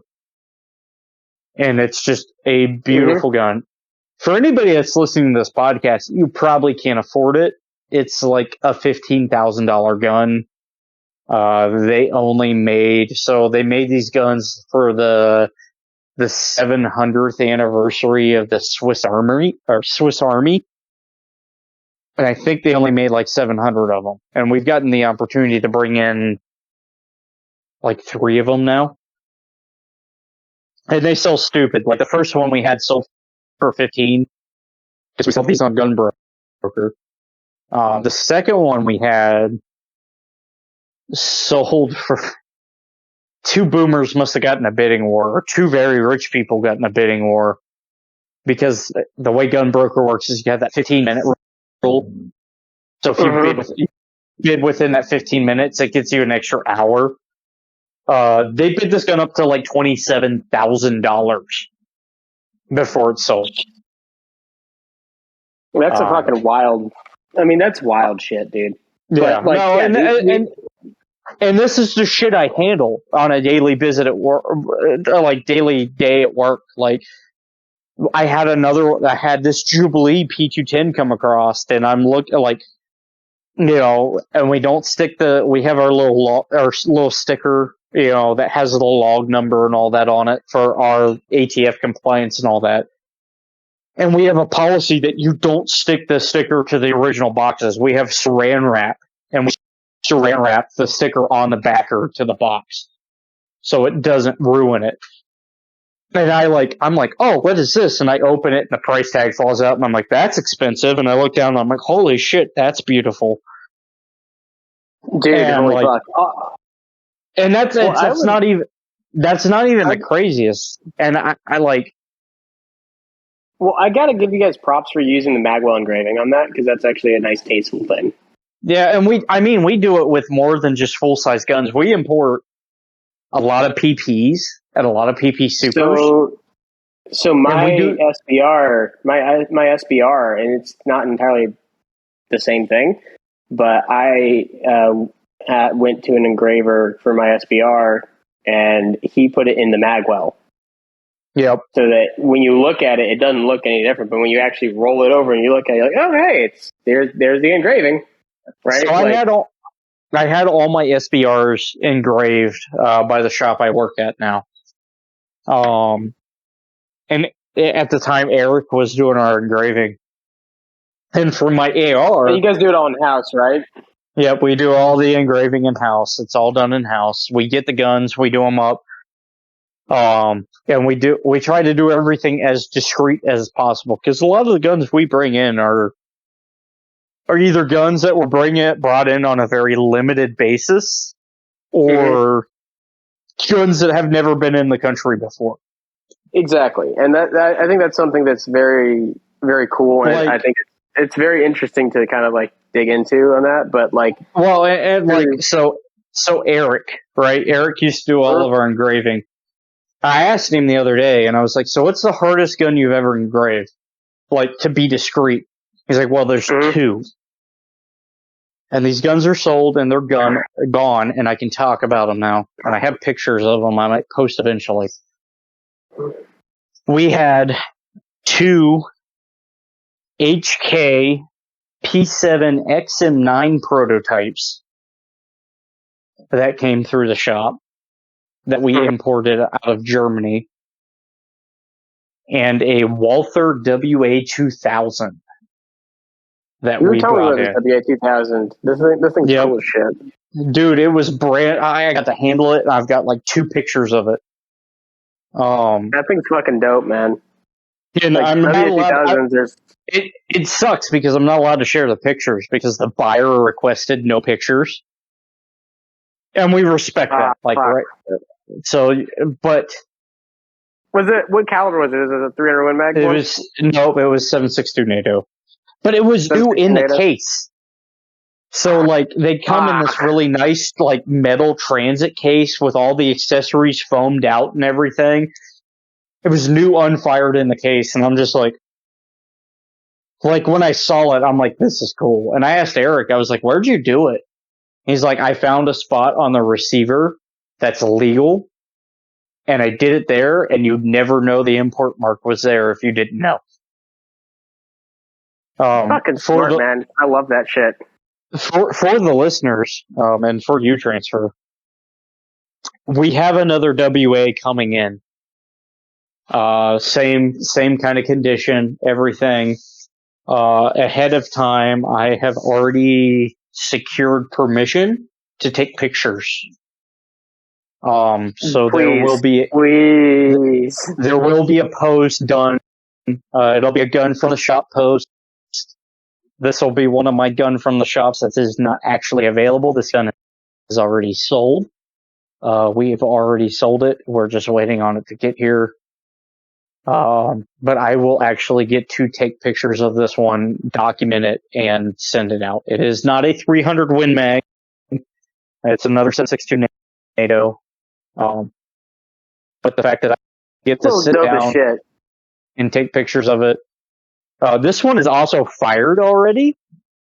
The guy that owned it shot it. So my really dirty plan, because we're allowed to shoot things that have already been shot. My really dirty plan is once it gets here, I'm going to buy a couple boxes of 7.62 NATO and check it out for a day and see if I can take it over to the range and shoot it out the 7.35. Nah, you need to go get a couple boxes of gold medal match for that gun. Yeah, you need to get gold medal match or Black Hills or something. Like you need to get I really want to see what it can do, and I don't know if they'll let me check this one out to shoot it. If you can, I would just say like, hey, we want to go group this just because we want to go try it. Well, and so if you say like, tell the guy like, hey, we'll send you the target. We'll send you the factory test target and our target that we shot 5 rounds, sir. Yeah, like we'll group it for you, whatever, and just we want to go try it because this thing's cool and shit. So like I can check out guns, which is nice. And the other day we checked out. So we're the only importer in the States for Phoenix. For those of you that do not know who Phoenix is, think the old Sphinx pistols. It's the same company, but now they take more attention to the detail. They're kind of a custom shop. Gucci CZ75 hand fitted, Nighthawk custom level of fitting, made in Switzerland. We are the only importer. We are the only importer in the United States for those. We had one that got sold back to us used, and I got to check it out the other day and shoot it. Holy fucking shit. A $4,200 pistol shoots fantastically. So this gets us back to a conversation we had previously. I think this is a fun conversation to have. Because we were talking about carry guns in AWB. Yep. And this is very interesting because I think, well, I don't know if we're going to get an AWB right now. We don't know. AWB proof guns. Yeah, but the idea of like, if there's an AWB and your carry gun is grandfathered in, should you change your carry gun to comply with an AWB? What do you do, right? In my opinion, and it's possibly a controversial one for some people, is you should be focusing on your carry gun being legal with the laws that you have to deal with. Because if you have to shoot somebody, you want everything to be completely cool when you do so. Because you don't want to be in court with a gun that is now suddenly questionable because of a new law. Nope. And you know what? You say it's controversial, and maybe it is. It might be, because we saw Daniel Defense. We're seeing Daniel Defense and Ruger come under fire currently. From our own guys, from our own side, from our own people. So I think we can get into the Daniel Defense one. In that one, I have some thoughts, but to continue down that line, continue with where you were going. I agree with you, and it's not just because I carry a Nighthawk 1911. Like, I don't want the listeners to go, well, he carries a Gucci 1911. I do carry a Gucci 1911, but I have a Glock 19 that I like to carry. I have a 2011 that I like to carry. If an AWB were to take effect, as short as it would probably last. Let's be honest, it probably wouldn't last very long under the Bruin decision. For the time being, I would restrict myself back to a law, like under the letter of the law gun, because if I do have to draw that gun and use it, I don't want the extra scrutiny of, well, he had a Glock 17 with, 17 round magazines, and those are illegal under federal law now. And even though they're grandfathered, they're like, why does he have this assault pistol? And we saw a lot of that back in the 90s. I'm a 1911 guy, and what I'm about to say will piss off every 1911 guy in the world. The only reason the 1911 is still relevant is because of the 94 assault weapons ban. You're completely accurate in that. The 1911 would not be relevant if in 94 we had not had the assault weapons ban with 10-round magazines. Because I think it would still have its cult following, but the cult of 1911 would have been a lot more diminished. It wouldn't be as big. The cult of 1911 would have diminished quite a bit, I think. And the thought process is good. Larry Viggers has a quote. If I'm rounds limited when it comes to a handgun, and if I can't have 15 to 17 rounds of 9mm, at that point, say I'm limited to 10 rounds, well, handguns work mainly on blood loss. Like, we don't have terminal effect until you step into Magnum cartridges. So, since handguns work mainly on blood loss, a bigger hole is a better hole. And if I'm limited to 10 rounds, I would rather have 9 to 10 rounds of 45 auto than have 10 rounds of 9mm. So I would say this, because I know my capability of shooting. I would agree with you, but I'm going to take my constraints of ammunition into account and then figure out what guns make sense for me. So whereas my normal carry guns are either like a 365 with a 15-round magazine or like a Glock 17, Glock 34 type gun, or I'm using an M9 or I'm using something like that that's like a double stack 9mm most of the time. Well, if we're cut down to 10 rounds, which I think that is not going to be the case with the AWB, I think they're going to go to 15 this time around. The current bill right now is 10 rounds. I think they would bump it. I think they would bump it to 15 if they're going to pass. But then it's got to go back to the House. Correct. But the mag ban was written by Diana DeGette from Colorado, and she passed the mag ban in Colorado when she was working at the state of Colorado, and she passed it specifically around 15 so that she could kneecap the argument of, but my 15-round Glock 19. Yep. Which is the most popular carry gun in the States right now. So the most popular carry gun in the United States is the Glock 19. And so the most popular carry guns have 15-round magazines. So she intentionally handicapped the bill to accommodate that. It was smart on her part because she got it through. Unfortunately, it was smart on her part. I'm not saying, our opponents aren't stupid. They're learning. Correct. They have learned enough to know where they need to play with this. But if we're going to 10 or we're going to 15 rounds on this kind of conversation of what capacity we're going to work with, then we have a discussion of what capacity gun you should carry. And while I can't judge you for carrying a gun that has a 17-round magazine, if there is a assault weapons ban that now limits you to 10, if you already have the 17-round magazines and you're going to carry the gun like you were, free men make their own decisions and accept the consequences of their actions. I'm not going to tell you not to fucking carry. No, I'm not going to tell you to not do that. Like, if that's what you want to do, I agree. Free men make their own decisions and accept consequences.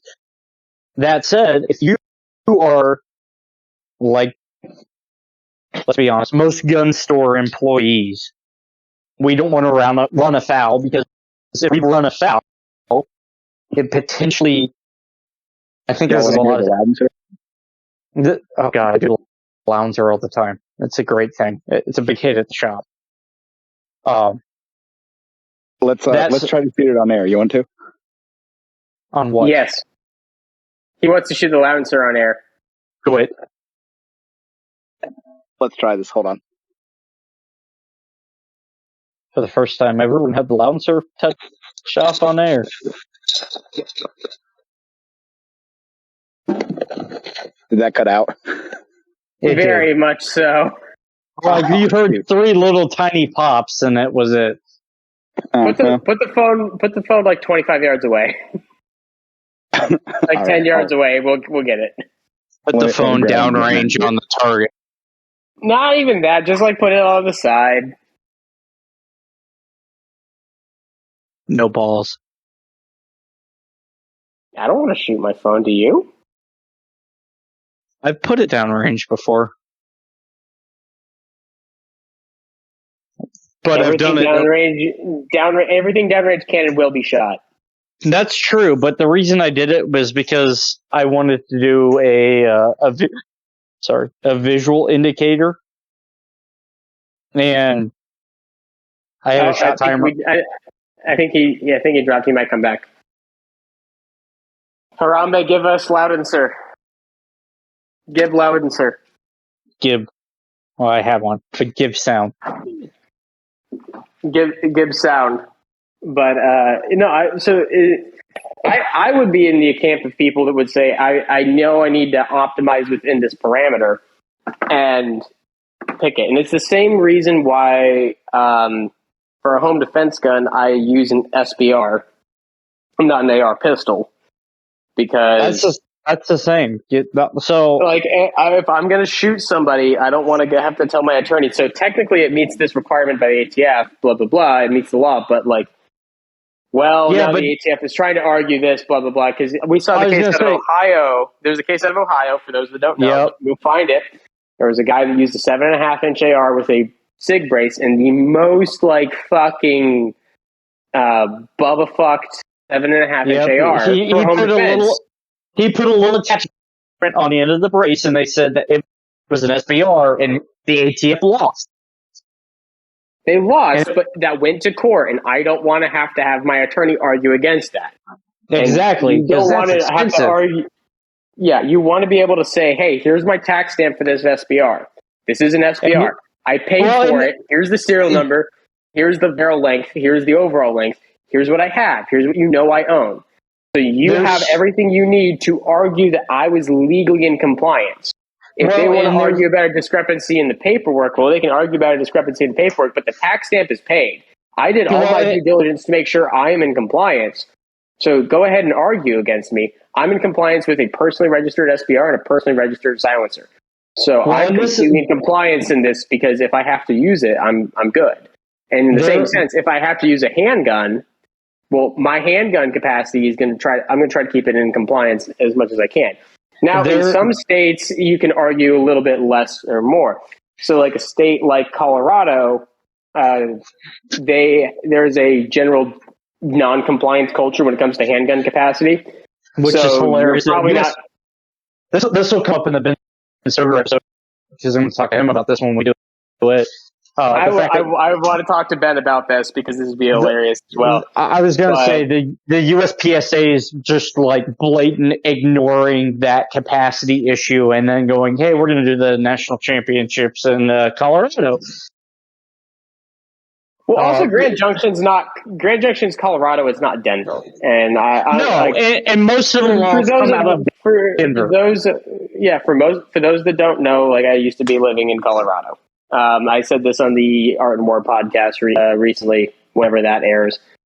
So yeah, like, I used to work in Colorado and live in Colorado, and because of that, like, yes, the capacity issues are generally ones that have a mass non-compliance by most gun owners in the state, and as a result, they felt pretty confident of being able to host the national championships for USPSA in Colorado. Now, I would say it's probably a little bit unwise to host it in a state that does that, just for the sake of. I agree.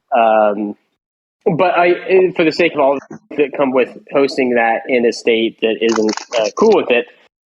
But and this is one of the things this is one of the questions for the loyal viewers.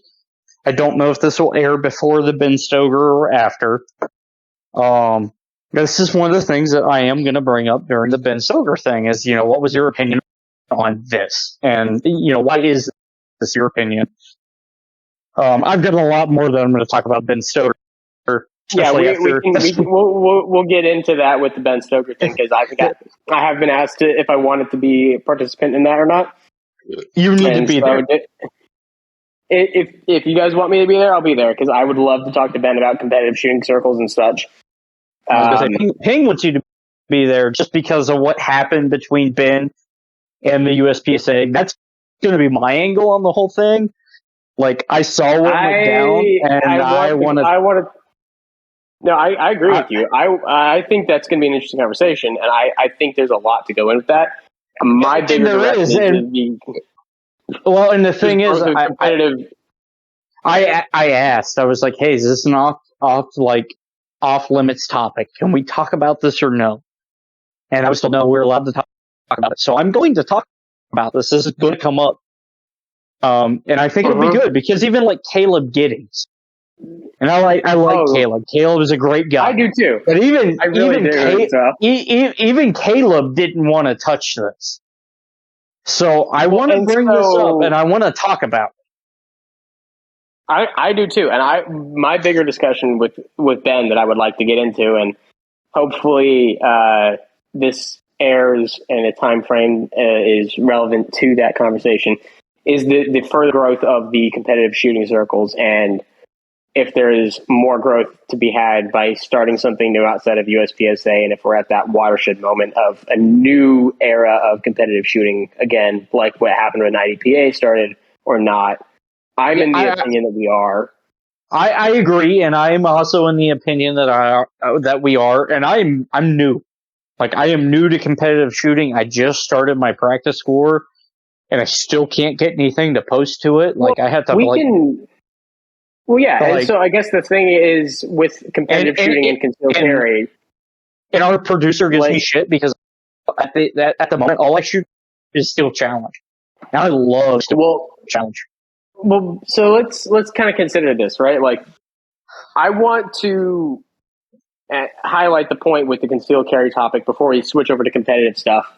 Is I'm not telling you not to carry something if there is an assault weapons ban or not, but like figure out your options, optimize within your options if there is an assault weapons ban, because if you are in a city that is predominantly blue, read every fucking county you're going to live in.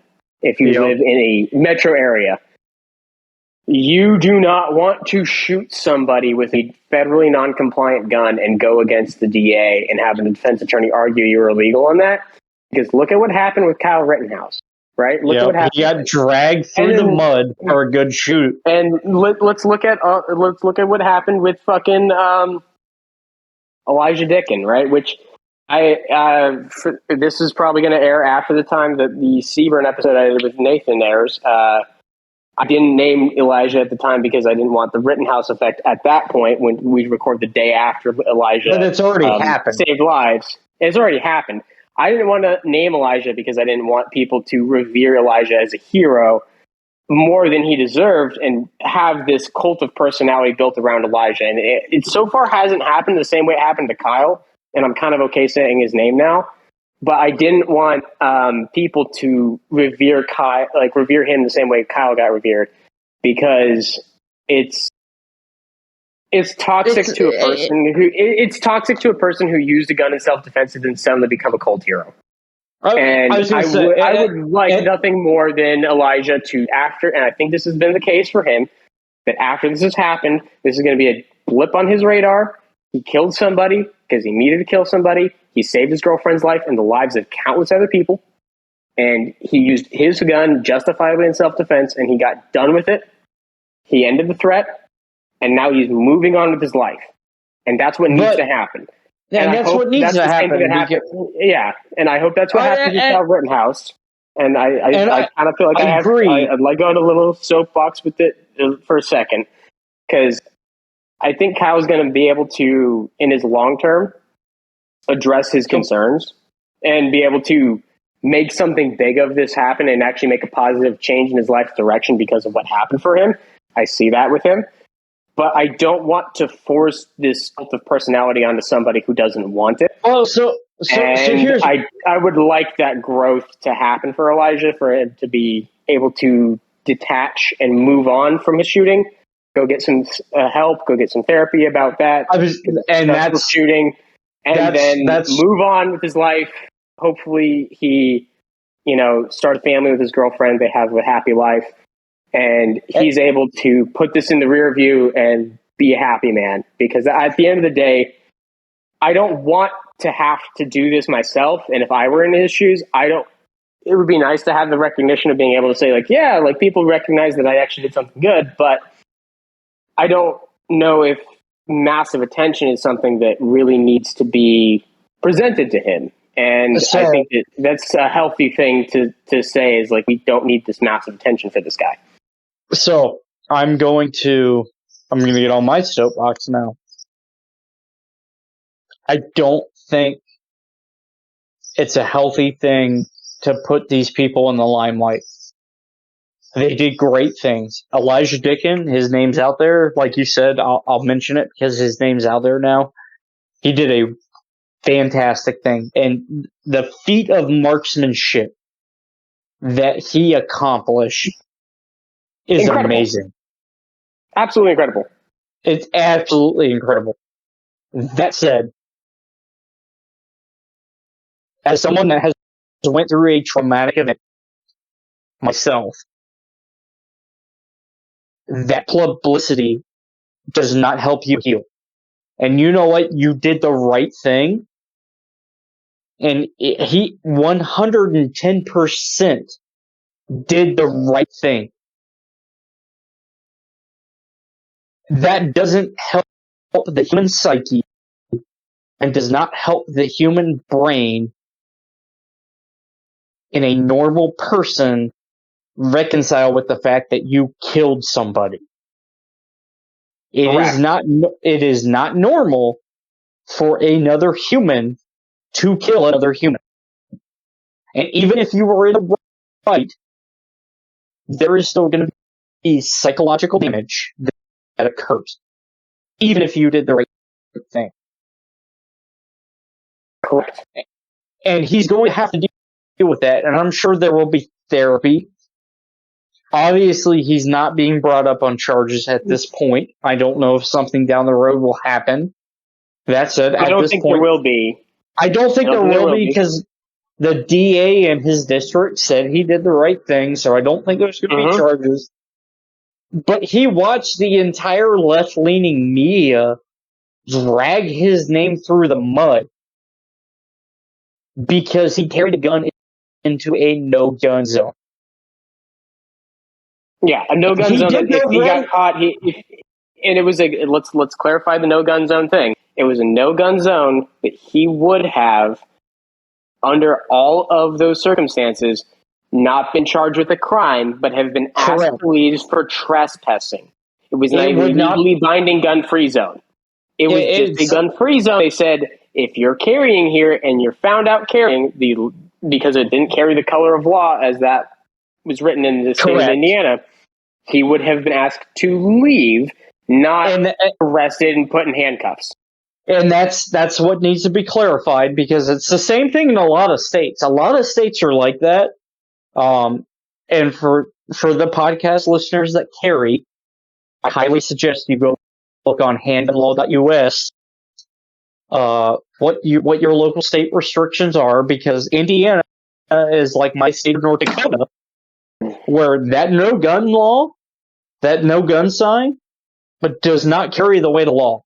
The only thing that carries the weight of law is if I get asked to leave because they see my gun.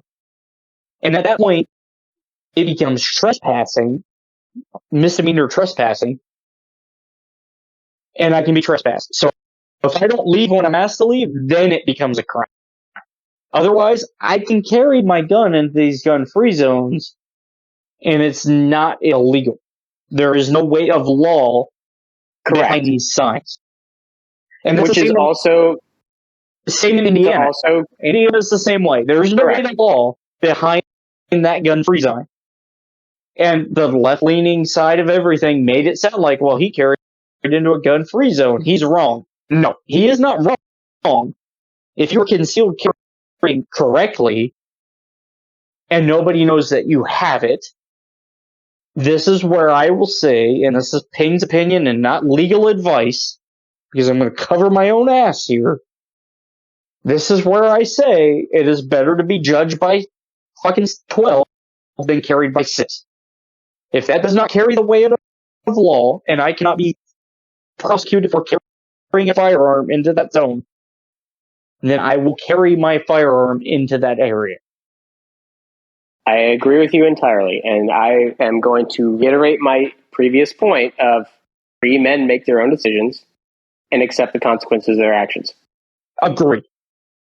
And because of that, in some states there is legally binding, in some states there's not. And so, in theory, I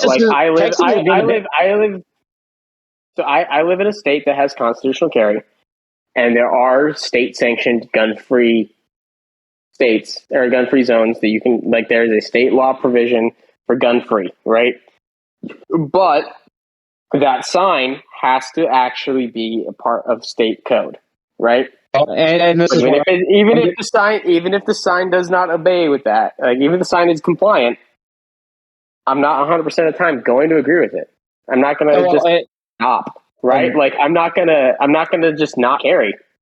Like, sorry. Like, I've made my decision and I understand my risks on it, and it's like sometimes I will, sometimes I won't. If it's a place that's, hey man, like we're going out to the bars and we're gonna go out for a night of drinking. Like, yeah, I'm not carrying if we're going out for a night of drinking. Like, I'm not. Yeah, I'm the same way. Like, if I'm gonna go, if it's a coffee shop that's got like a sign that says, "Oh, you can't carry here," like, well, I'm gonna be there for 10 minutes, and if something happens, oh well. Like, go eat a dick. I don't care, right? Like, but like, and I'm the same way. So like, I'm willing to be open where I live and all that, because I live in such a state that has such a sparse population. It doesn't matter. I live in North Dakota. And you know what? We're very pro-gun. It's a very pro-gun state. Everybody's like, "Oh, Texas is the best." No, Texas is not the best. We're actually a little better in Arizona even. And Arizona and New Hampshire tend to carry the torch. Yep. Yeah. Well, North Dakota is a sleeper. North Dakota's a sleeper, but also, again, my point is there's nobody in North Dakota, so nobody cares. It's like Wyoming. Yeah, no, and that's the thing. There's nobody here. Like, there's more. Like, who is there? Who's going to arrest you in a state that has more fucking cows than people? Right? Exactly. Like, who's going to really give a shit? Right? So, like, it's not even that there's just like, more cows than people. Like, when I say there's more cows than people, there's 10 cows to every person in this state. Yeah. Our biggest city is fucking Fargo. And yes, the accent is the same as the movie and the TV show. Before anybody asks, it's the same. I don't say bag, and I had to like force myself. It's bag. I get a bag. I go on a boat. Like it's a very specific accent. We're pretty much Canada that likes guns. I think Texas you just assaulted Nathan on that. A little bit, maybe. I think Canada. Love you, Nathan. Shout out to Illustration Nathan and C. Bernard. Love you guys. Like, Nathan would be very happy here. It's the same weather with better gun laws. I mean, here's the thing. At the end of the day, let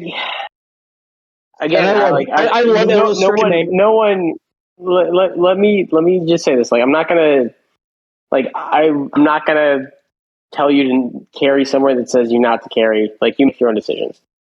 Do I carry in gun-free zones? Upon occasion, sometimes I do. Upon occasions, I don't. Right? It depends on if it's binding by law and if I feel that there's a reason to or to not. Depends on what I'm doing, depends on where I'm going, depends on who I'm meeting, those kind of things, right?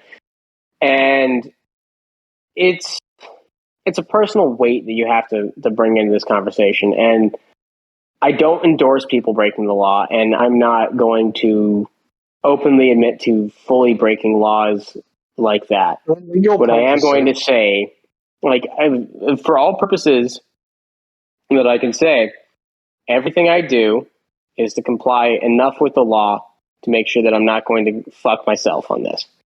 But I agree. I have to reiterate in saying sometimes you accept a risk and sometimes you don't. Like, my state law indicates I can't carry in polling places. Okay. When I go vote, I don't carry. Like, that's just what it is. Like, well, and that's the decision you have to make. And guess what? And I make that decision. But I also know when I show up, there's a sheriff standing right behind the polling booth. So, like, okay, well, I'm gonna take the gamble on this one, but like, it's not my fucking fault at this point, right? Like, I'm not gonna carry into a polling place, right? I'm not gonna carry into that. I'm not gonna carry to school. Like, there's things like I'm not going to do. Sometimes maybe I would reconsider those things, and those are personal decisions you have to make. And I'm not going to tell somebody what they should or shouldn't do. No, I'm not gonna. But I can't put myself in a position to say what I do exactly, right? So I think we have to kind of cover an ass, so to speak, on this. Is like, I'm not gonna tell everybody exactly what I do and exactly how I carry myself in life, and I think that you shouldn't tell everybody exactly what you do. But if you're foolish enough to think that a sign is going to change anything, you're foolish. And Elijah Dickens just proved that in Indiana. And he did. You have to consider enough of the things in the context of what you're doing, why you're going somewhere, why you're meeting people, what you're doing, and go from there. And some things you just kind of accept a risk, you know? And I can't judge somebody for breaking the law that I consider to be unjust. And I agree. Like here, so, North Dakota, great state, very right-leaning. It's illegal for me to carry into a polling place. That said, you made the comment that there's a sheriff's deputy standing right there. The difference is, and I have a peek because my wife works in North Dakota law enforcement, and I'm not afraid to say that. She works probation at rural, and it gives me some insights. Knowing said insights during outside of our state fair, at any given time, there's 3 to 5 sheriff's deputies on shift. For one of the largest counties in North Dakota. We're talking like one end of the county to the other at 90 miles an hour is a 45-minute drive. So, like, is it illegal to carry into a polling place? Technically, yes. Have I accepted the risk that when I go vote, that I will carry my firearm?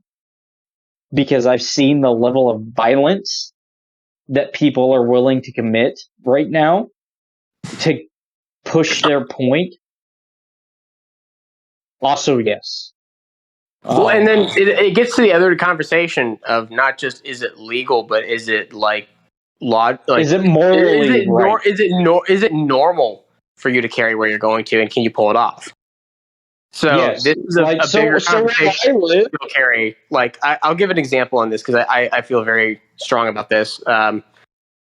So I started took a big step to try to start focusing on fitness and stuff, and so I started going to the gym pretty heavily early this year, and then about 4 or 5 months ago decided to take the jump, and instead of just going to the gym that I have at my apartment complex, I focused on get a gym membership, go to an actual gym, go to an actual gym and go there in public and go work on real machines, go work out on like real stuff, focus on actually trying to lift and trying to get in better shape. And when I was at my apartment complex, I didn't carry at the gym, right? Like, it's just like you were within walking distance of your place. Nobody had a gym bag. Nobody cared, right? So, like, just show up with a phone and a set of keys and move on with your life. And headphones. Yeah, exactly. It's very, very simple. And, no real complexities or anything like that, and very straightforward. But when I go to the real gym, I decided to start rotating in a bag gun, right? And because I started rotating in a bag gun, like, some of my behaviors kind of changed a little bit. I started focusing on that a little bit, and you just kind of have to work in some things. And there's a trade-off in those kind of things. No, and I agree with you. I'm right there with you. So I'm a similar thing. Since I got out of the Air Force, and it's going to sound backwards, I got way more serious about the gym and lifting and running and all that since I got out of the Air Force. And it's a stress thing. It's a psychological thing. But I go to a local gym here in town. And when I started my journey, like you, I started at my apartment gym. And it wasn't a big deal. I'm right next to my apartment. I've got a fucking armory, basically, in my apartment. If some shit goes down, I run back, I get my shit, and I go home. Right? I go to work that way. Since I've started with an actual gym membership, I switched gears. And now I carry a J-frame revolver and a fanny pack. And nobody looks twice. You know, that's normal at the gym because people put their phone in a fanny pack with their headphones, and okay, like, that's how he's carrying his phone. But I also have mine's a little more obvious, but I mean, you carry. And by the way, I'm back. Hi guys. Hi, Wop. Hi, Wop. I like this conversation. I think I rejoined at a good time. This is my alley. Very much did. So we were discussing no carry zones, gun-free zones, carrying and concealment in a lot of places that you otherwise shouldn't or wouldn't normally be considered to be normal to carry in. So, like, what I've done. Okay, go ahead. You want me to end it? No, you're good. Go ahead. No, we're vibing, dude. Yeah, we're vibing. We're doing great. Dude, we're about to set a record. You don't want me to? Oh, you don't want me to end it? Oh, don't. Keep it going. Keep it going. Keep it going. I'll keep it going. So, like I was saying, I got a gym membership. Me and my wife, and we go to the same gym. Guys.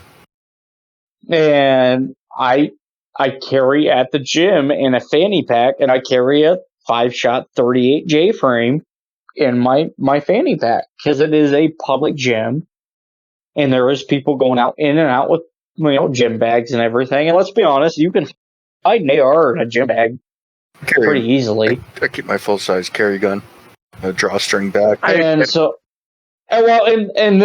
also makes an argument for the Phil Star Enigma, where you can carry a full size gun without a belt. If that's the level you want to take it to. That said, where I live in Minot, North Dakota, I feel comfortable with a 5-shot 38 plus P J-frame with FBI loads, and I go to the gym every morning, 5 days a week, with a 5-shot 38. This is my thing. I do not recommend carrying on body at the gym. I have a reasoning for it. The reasoning and is... that's fair, but I think you can get away with it with like a fanny pack. I'd like to hear Wop on this one. My reasoning behind it is when you're working out, people talk about it all the time, but mind muscle connection. When you're in a set, your entire focus should be on Contraction. On that set. Contraction, lifting the weight, and maintaining good form throughout the entire movement, throughout the entire set. If you're moving enough weight that you should, last 3 to 4 reps should fucking suck. It should be the only thing in your mind. My concern is people carrying a gun. Let's be honest. When you carry a gun, you know it's there. You fucking notice it. My thing is, I want 0 distractions on my body when I'm lifting weights. Now, I keep a gun in a drawstring bag off to the side, and I think that's a gym bag, depending if it's a leg day and I'm bringing a belt with me, right? I'm going to have a bigger bag. Yep. I think carrying it on a drawstring bag. And I like the drawstring bag for a couple of reasons. I keep a carabiner on it, and I can clip the bag to the handles on the stair mill, which is the cardio machine I use. Yep. So I don't think carrying a gun on person, I believe it's an extra distraction. Honestly, I'm going to be real with you. Me wearing headphones while I'm at the gym is like a 50-50, bro. It's just... See, so, and that's the difference between me and you. I always have my headphones in. Like, I'm using the same headphones right now to do this podcast that I use at the gym. And this is why a fanny pack works for me.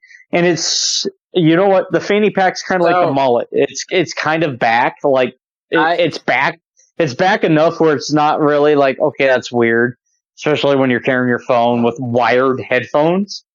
Like, okay, I've got a phone with wired headphones in a fanny pack. Nobody looks twice at it. And I got a 5-shot, you know, and like I said, it's just a 5-shot J-frame.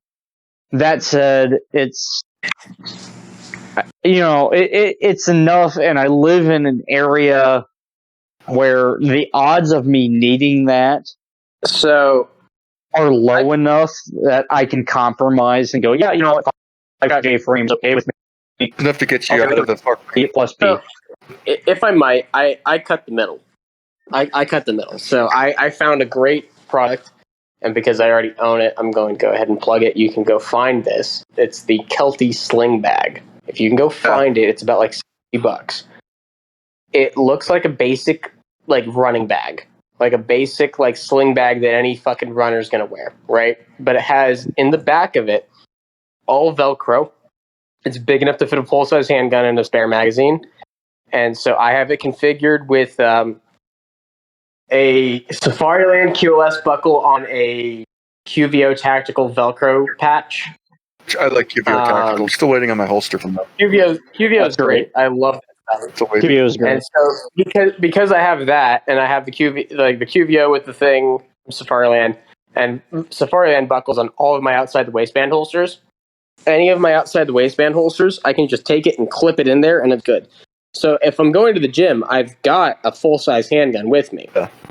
And what I'll do is I'll just take it off, and I'll put it next to my water bottle when I'm working out, right?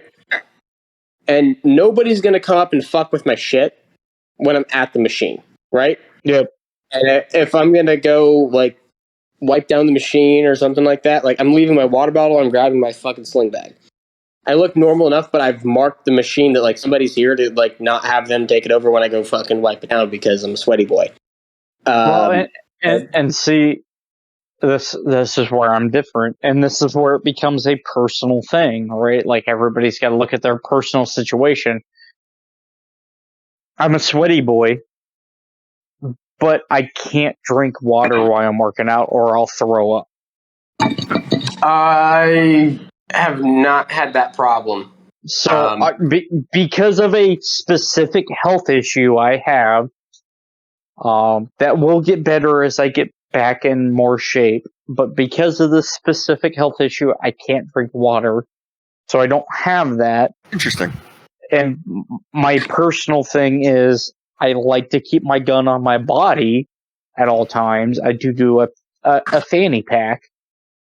That said, where I work out, there's like 4 dudes that wear GBRS shirts that I know for a fact have Filster Enigmas and probably Glock 19s on them. Oh, I saw a Ford at my gym the other day, and I'm like, I'm like, you fucking goober, you're fucking funny. But so my thing is different. I wear all I wear is tack hunt fish shorts anymore, so I can't really like the most tactical thing I'll wear to the gym is my salty rookie shirt that says "Eat Ass Be Trash." Plug for Salty Rookie and his Eat Ass Be Trash shirts because they're awesome. I wear just tack hunt fish shorts. Cow ones are my official leg day shorts. Yep. Fish shorts are like everyday pants now. Nice. That said, I'm tack hunt fish shorts, and I it's not uncommon to see me wearing a pair of tack hunt fish shorts and a Discreet Ventures shirt at the gym. At all. Hell yeah. No, if you see me in the gym, I'm wearing tack hunt fish shorts. Best. Apparently, I'm wearing them right now. I don't know what the fuck you're talking about. I'm wearing them right fucking now. Naked. Apparently, I need to get a pair of these because currently I'm wearing Vertex Defender jeans, which are also awesome. My guy. It's like Lululemon except they're based. Okay, well, apparently I need to get based Lululemon. You don't have Lululemon? I love their pants, bro. Make my ass look good. I'm not even not even memeing. Dude, I love. Dude, my tack hunt fish shorts are just so fucking great, man. So what you're saying is, actually, if I get some tack hunt fish shorts, they'll make my Brazilian stripper booty look even better. Did for me. I look great. God damn. My fucking wife ain't gonna keep her hands off me at this point. I get groped daily whenever I wear those things to the gym. Dude, I'll be like mid deadlift, right? Just end it up and just right on the ass cheek. It's like, excuse me, if you do that again, I'm leaving here. If you do that again, I'm impregnating you. We're gonna go. Come on. Yeah. I'm gonna impregnate you, sir. Take a seat on that. Take a seat at the preacher curl station. Let me get to work here.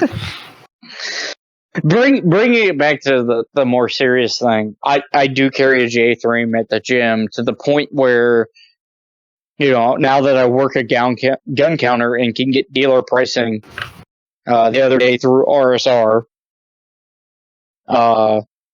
they had some Smith & Wesson 637s available. I did order one for myself to upgrade my old Model 36 Chief Special to a 637 Airway. What is a 637? So, what is that, like a 38? That's a 38 J. I'll explain it really quick. It's a 38 J frame with an exposed hammer. I got you. Yes. So I still get the option of single action.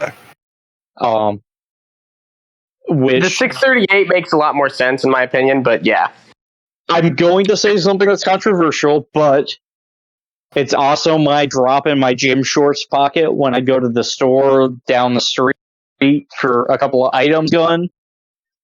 And my thought is, and I'm about to be controversial, and I'm okay with it because I'm a controversial guy, is the Elijah Dickin case makes the case for me having a gun where I can come up and cock on single action and make a longer shot with a lighter trigger gun. I agree with you entirely.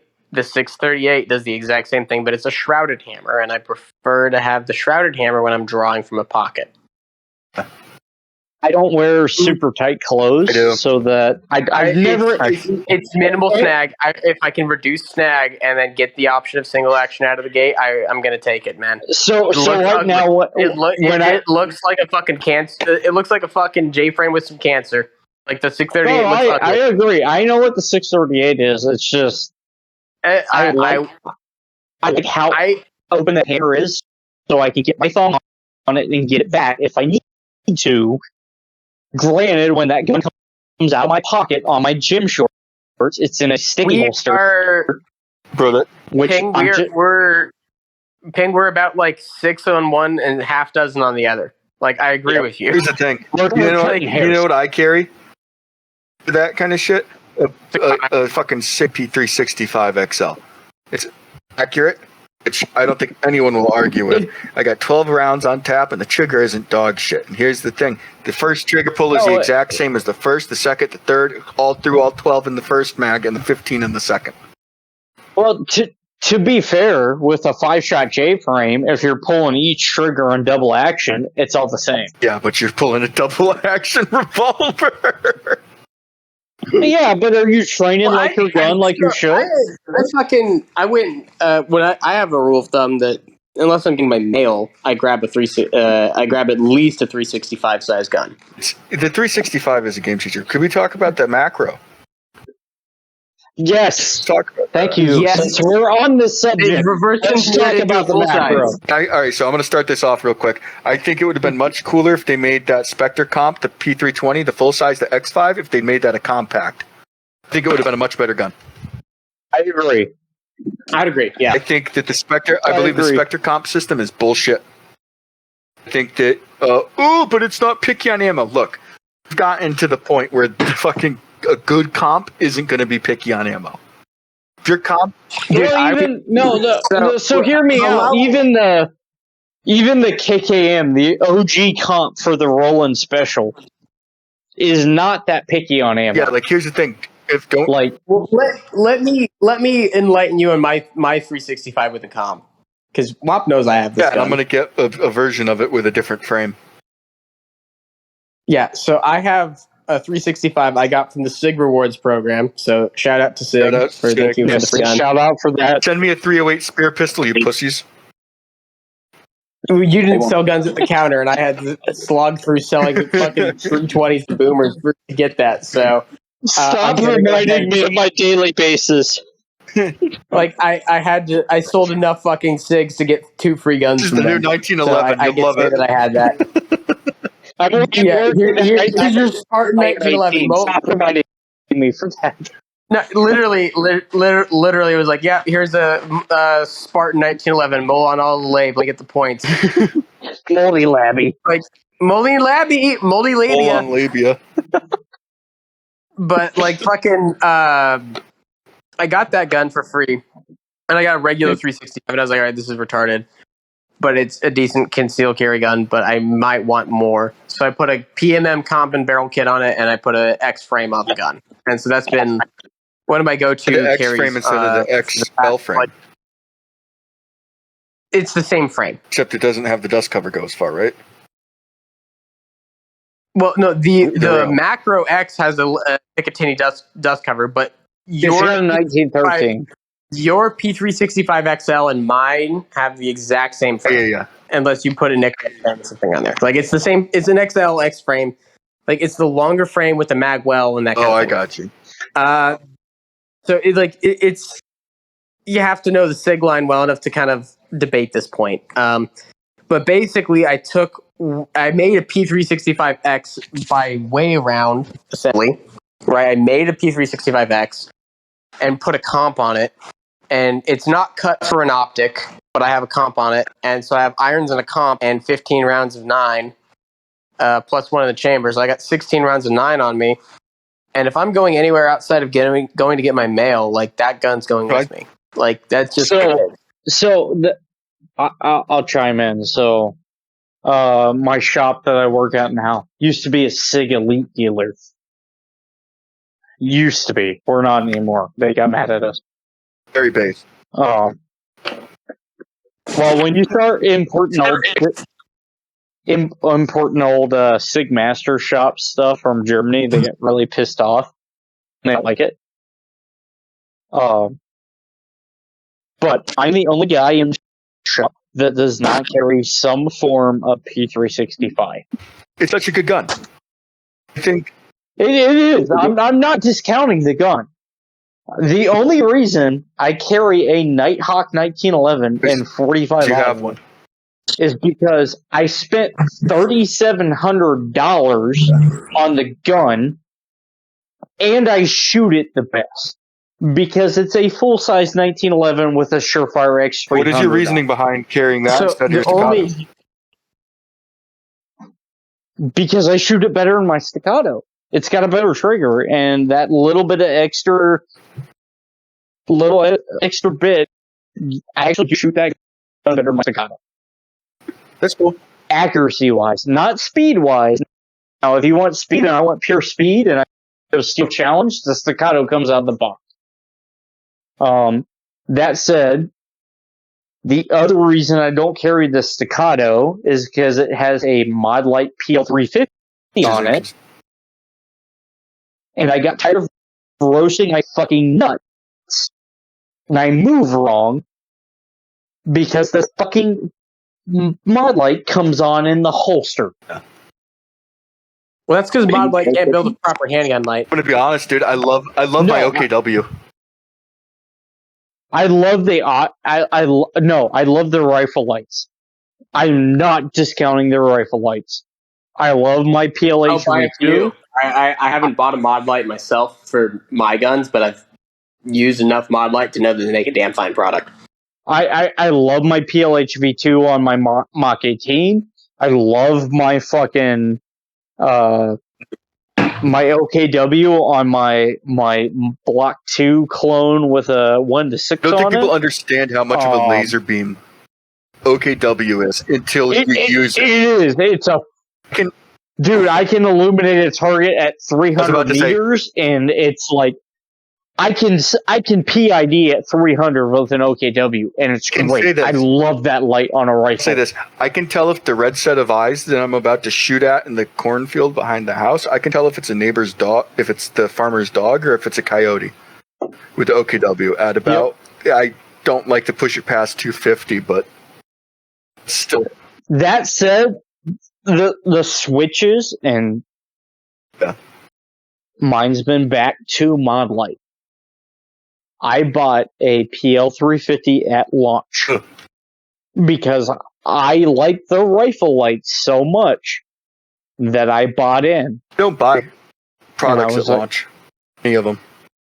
Well, no, I was so impressed with Mod Light because of the performance that I got out of my rifle lights. I was like, you know what? The pistol lights are probably going to be okay. The two biggest things that they advocated were a very crisp switch on the ass end. You weren't going to get the momentary like you got with the X300, but it was very crisp and very easy to use.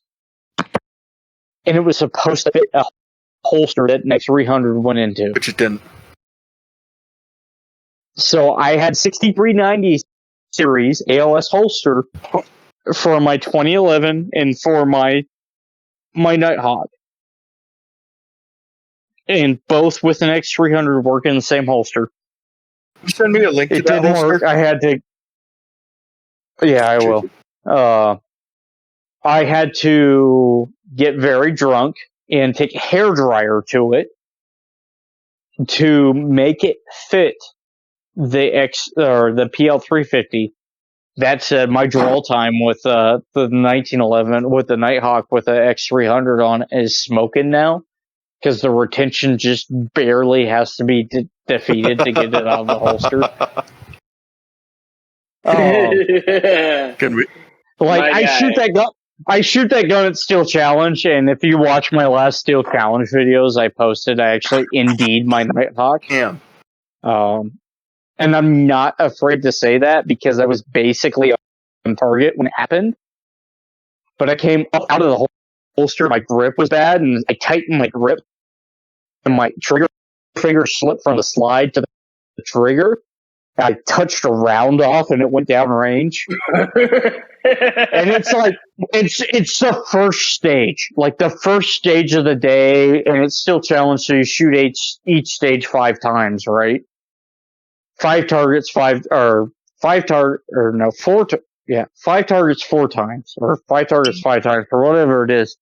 So it's like my 4th time around. I'm like, I come out and I'm almost on target. Tight my grip, my trigger finger slips into the trigger, and the round cranks off, and I'm like, fuck, that's a DQ on my first stage. And the guy running the timer was like, what are you doing? I was like, I just DQ'd. He's like, no, it went down range and only missed it by a little bit. I'm like, oh shit. Yeah. So I fucking slowed down enough that was my only perfect run of the day where I outside of the ND, I dropped all 5 shots all consecutively. It was like a C-class shooter. Yeah. It was slow, but Steel Challenge is a fun setup though. Like oh it's my really god, fun. I love Steel Like, I Challenge. know some guys that really ran it, and I have one of our customers that was like really into that. He won state in Colorado.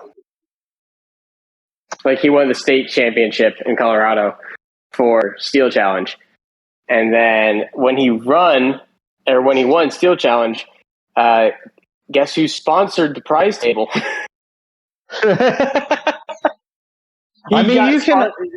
The prize table sponsor was fucking Thunder Beast. That's hot. So you can ask WAP because WAP's been around long enough for Guys, this. I just got the craziest DM ever. I post all my Steel Challenge stuff.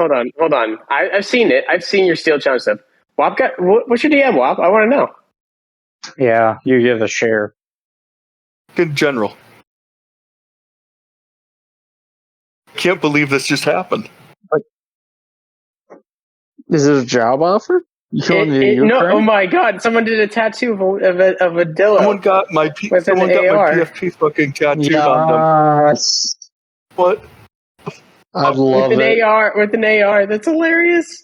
So since you guys can't see it, it literally is a picture of an armadillo with a bottle of whiskey and an AR-15. A modified version of my PFP. Yep. Also, I would like to just say, Peng, I'm going to fucking beat your ass for saying armadillo as armadillo. Oh, whatever. I live in North Dakota and don't speak Spanish. Boy, I don't speak Spanish either. But armadillo? Like, you're saying armadillo like you're saying quesadilla. What the fuck, man? It's dillo. It's a dillo. It's an armadillo. Yeah, it's a wopdillo. Also, I don't know if Wop, if you caught that. Did you hear the opening of the bottle? What do you have? You know what? I'll pour myself a drink. Let's do that. Spit my dip out. Well, I'll pour myself a little Forester. I poured myself a little Forester. Oh, God. Ping, our fucking podcast is sponsored by them. Ping is already out of this because I'm drinking Spotted Cow. Oh, the very, very Midwest beer. Oh, yeah, well, so my mom just came and visited, and when she came through Wisconsin, she was like, "Do you want me to grab anything?" And I was like, "Yeah, 2 cases of Spotted Cow." Like, jokingly. And she showed up with 2 cases of Spotted Cow, and I was like, this is a good day. Dude, whenever I go back to Colorado, I'm like, I swing by the local liquor stores. And I try to grab as much of the beer that I love from up there because all the shit I can talk about Colorado and how it's a dead state now. Like my guy, the beer scene up in Colorado is unlike anywhere. It's so like, good. Dude, it's like North Dakota. So everybody's like, "Oh, it's North Dakota. How good could the beer be?" And I'm like, dude, like every little town has its own little fucking brewery, and all of the beer is fantastic. And I will rep it all day long. If you want to send me, dog, I will be taking you up on that. But I will pack it. I can send back. You send me an address and I will pack it up, and I've been telling forgers the same shit. Send me an address and I'll send it to you. I got a brewery here in town, and I'm about to piss off everybody that listens to us that doesn't live here. It's called Atypical, and they make literally the best fucking beer I've ever had. Like, it is fan-fucking-tastic. I mean, you can buy it in the can, and it's in a pint plus 9 ounces. Ooh. So it's a 25 ounce can of this beer, and it's just fantastic. And they do things like they've got a coffee stout, they've got an IPA, they've got a farmhouse. Let me rep my favorite one, my favorite beer. It is Can't beat it anywhere else I go. I've had a few that come close, but the one that is the best, by far, best beer I've ever had is going to be WeldWorks Juicy Bits out of Greeley, Colorado. It is a juicy IPA, like a hazy IPA. It has like very fruit forward, but still heavy hop. It's an IPA for people that if you don't like IPAs, you're still probably going to like it because it's actually still pretty good. I was going to say, is it an IPA for people that don't like pine cones? It doesn't taste like pine cones. It tastes like it's very like a citrusy kind of IPA. My favorite beer is the Abita raspberry lager, dude. I forget what it's called. I can find it down at the beach, bro. Every time down there I can get it. No. I'll crush the Abita's strawberry. Abita strawberry. Abita strawberry. I was about to say strawberry is like my top 5. Abita strawberry is my top 5. It's so good. To James Reeves in his mailroom episodes talking about Abita strawberry. Oh my, yes. And can we get Reeves? Can we get Reeves podcast, please? We need to get James on here because I would get it locally. Podcast. I can get it locally, and Abita strawberry is fucking magical. Dude, on a hot day, an Abita strawberry in a glass, sitting on the back porch. I will betray my Midwestern roots. Like Leinenkugel's Summer Shandy is fantastic. I would rather have a Abita strawberry than Summer Shandy. Summer Shandy is really good. Summer Shandy is, as far as the shandies, I think it's the best.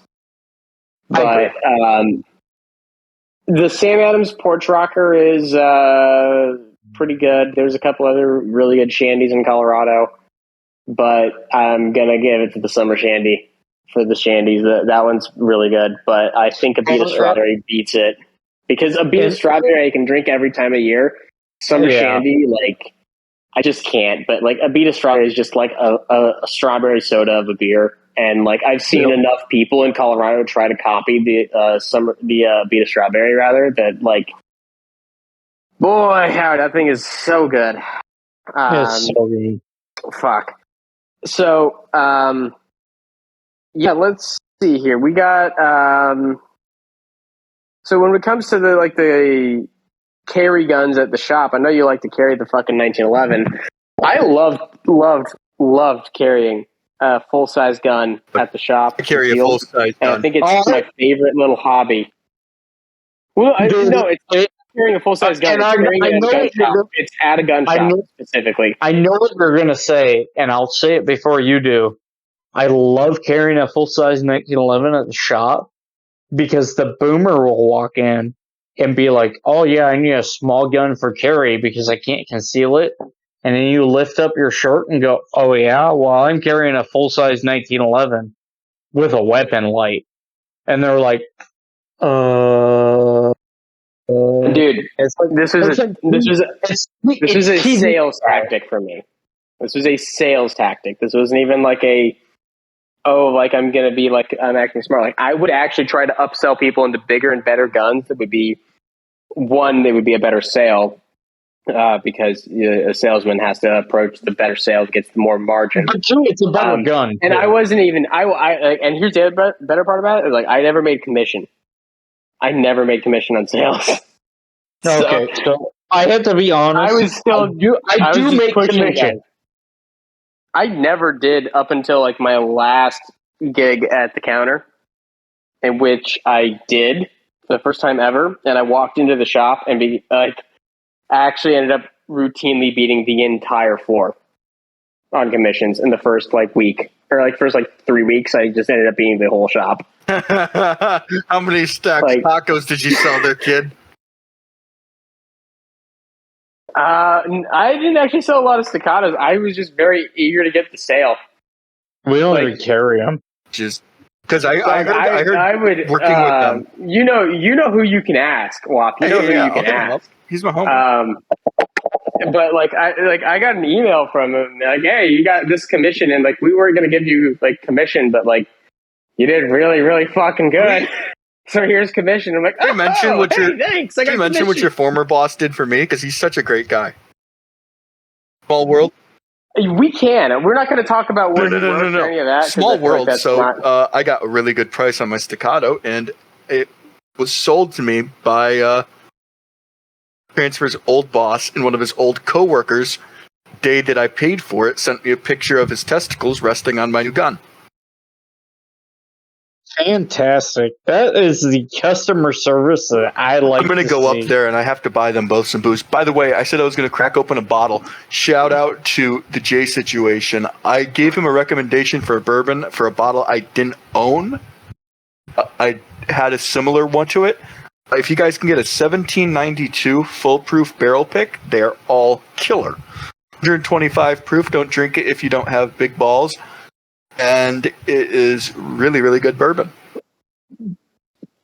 Well, I will thank you for your bourbon recommendation, Wop. Now I gotta fucking find that. I'm currently working on Forester 1910. The Forester 1910 is such a good bourbon. It's a great double O. I've never had that. It's a double O, dude. I'm not usually a like drink it straight kind of guy, but I can drink this one straight, like super smooth. Smooth is a very it's an oversaid thing, but it has that kind of like flavor that I like. It's an overused thing, but there is a smooth on. People say smooth about. People may say smooth about bourbon the way they say, well, the handgun, it's a smooth shooter. Like, no, my guy, you're shooting a handgun. It's containing an explosion inside the chamber. What a part of this process. Shut up. Like, no, we're shooting a handgun. Like, we're shooting this fucking CZ. It's a smooth shooter. My guy, it's containing an explosion inside of steel. What part of this process is smooth? There's nothing smooth about a handgun going off. There's some that are smoother than others. There's a balance, but everyone just says smooth, like it's a smooth shooter. Like, no, it's not. I was going to say, because this is where I'll disagree. There is smooth, like staccato smooth, Atlas smooth, Phoenix Redback smooth, and then there's like Nighthawk, Glock 19. Yeah, Glock 19s aren't smooth. They're controllable. But like, I shot a $4,200 fucking Redback, Phoenix Redback, that we had in the shop that came back for like diagnosing trouble. And like, it even puts my Nighthawk to shame. And this gun is broke. This gun has problems. And even this gun that has problems is like smoother than my Nighthawk, and I'm like, you fucked my whole world up. I don't know what to do. So the Nighthawk, Sandhawk double stack is. I want one so bad. Oh, that's my dream pistol. I got to shoot one. I shot one. My dream pistol. I shot one at an event recently, like a couple months back. It was one of those like Sportsman Expo kind of events, and Nighthawk was there, and so I'm like, hey, let me try this. And they had a Korth because they're importing Korth now. So I'm like, let me try this Korth and let me try this Nighthawk double stack. The Korth was cool, and it was cool to say that I got to shoot a Korth, but the Nighthawk double stack, like it didn't fucking move. I could feel and predict every single shot. It felt like it was a fucking dream, and I'm like, there's a reason there's a price tag to this. Like, I only got to shoot 5 rounds out of it. But I could tell within those 5 rounds, I'm like, they sold me exactly what they were telling me on this. Like, there was no myth. The funny thing is when it comes to Korth, like Nighthawk is our biggest competitor because they bring in new Korth, and you bring in old Korth. We bring in old Korth. So I have dudes that call me and they're like, can you get the Mongoose? And I'm like, no, I've got like a Korth Super Sport that was made in 1966. But I can't get the Mongoose because that's Nighthawk steel. And so I bring in all the old Korth shit, and everybody, like, there's dudes that are like, I want a specific serial number. I want this number, and I'm like, okay, dude, when I get it, I'll let you know. And I get dudes that are like, I want a Mongoose, and I was like, I can't get you a Mongoose like that. You gotta call Nighthawk. Ping, really quick though. Like WAP had a point that he was trying to get on there. Like, what were you gonna say, dude? I'm really looking forward to. So my staccato, I made I think today we put the shit out of it. I think I'm close to 3,000 rounds. First 1,000 were 147 American Eagle, 147 grain American Eagle, and after that it was an old case of Fiocchi I had stashed up, and the last one was some Blazer that I bought. So I'm about 3,000 rounds into it, and it's going to get sent to Vinny within the month. Yeah. Are you I'm sending going to this send it to Vinny? Vinny to get a Genghis comp chopped onto it. And I'm really interested to see that. I believe I carried a Glock 19C for a while. Did you Believe So I want to send my P to Vinny, just not for the Genghis comp. Like, I don't care about that because for me, in my handgun level shooting skill, I don't necessarily feel the need for the comp. Like, I can control my P enough that I'm like, okay. That's not the point. Would the comp be nice? Yes. Would I be faster with it? and that's why I'm going to get it. Do I need it? No, I can still squeeze the performance out. I want to send it to Vinny just for the dot cut. I'm getting Because my carry gun, so I'm going to take every advantage. Me and Transfer talked about this. For if it's your carry gun, it's for fighting. And in a fight, then yes, get every advantage you can take. Look, this is the thing, kids. Life isn't fair. That doesn't fucking change when you clear leather. Take every advantage. There is no cheating in a gunfight. No, there is no such thing as a fair fight in a gunfight. The dude with the most skill and the best tool wins. If it's a fair fight, you suck.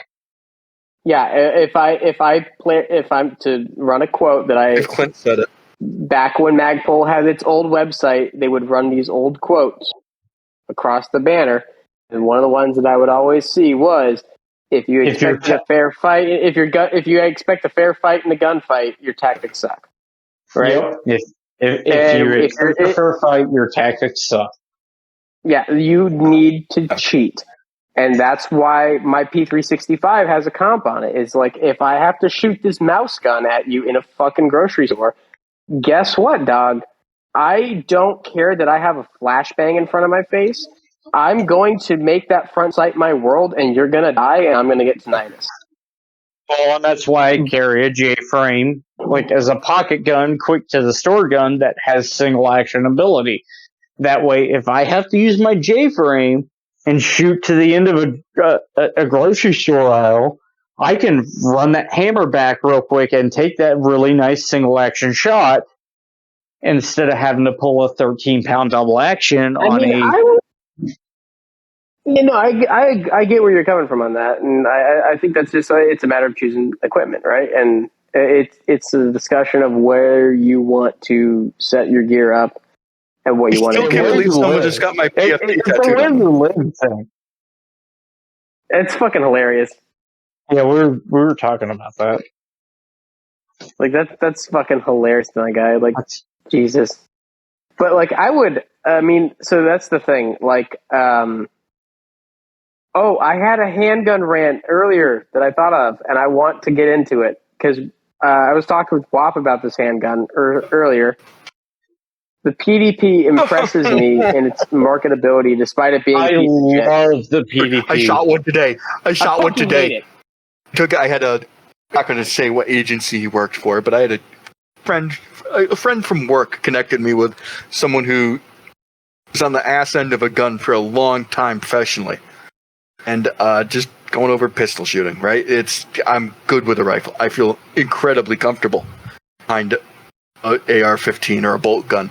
It's my pistol shooting that needs to come back around. So I had him over to the house. We were shooting in the backfield, and he shot a PDP. And you pick up a PDP, it feels so fucking good in your hand. They absolutely killed the ergonomics. And then you shot it and your world blows up in your face because it's a flaming hunk of shit. Is it really? Dude, Oh my it god, shoots- yes. Let me get in my rant. I've only ever handled it. So from the handling part, I'm like, this feels great. It feels like an HKP 30, Trigger's great. and I'm like, I love the way this thing feels. It's got a great trigger dry firing, but I've never live fired a PDP. I've never gotten the chance to live fire it. Wait till you shoot it. Holy fuck, my god. So let me break this down. Let me break this down. I would like to break this down. So you pick this gun up and you feel like, damn, this thing feels great. And so like my buddy just moved into my area, right? And he traded around a little bit and got himself into a PDP from something else that he was trading away. And we go out to shoot it. And it's about like the size of the original PDQ. It feels nice. Trigger's good. Optic cut is deep. All that shit. The gun doesn't come with an optic. Whatever. We go shoot the fucking thing. Yeah, because you gotta my get the guy- plate. We have to get the plate. You have to do all this other shit. The guy didn't have an optic on it. Just had a set of fucking whatever irons on it. We go fucking play around with the gun. Whatever. Right? Holy fuck. Here's the thing.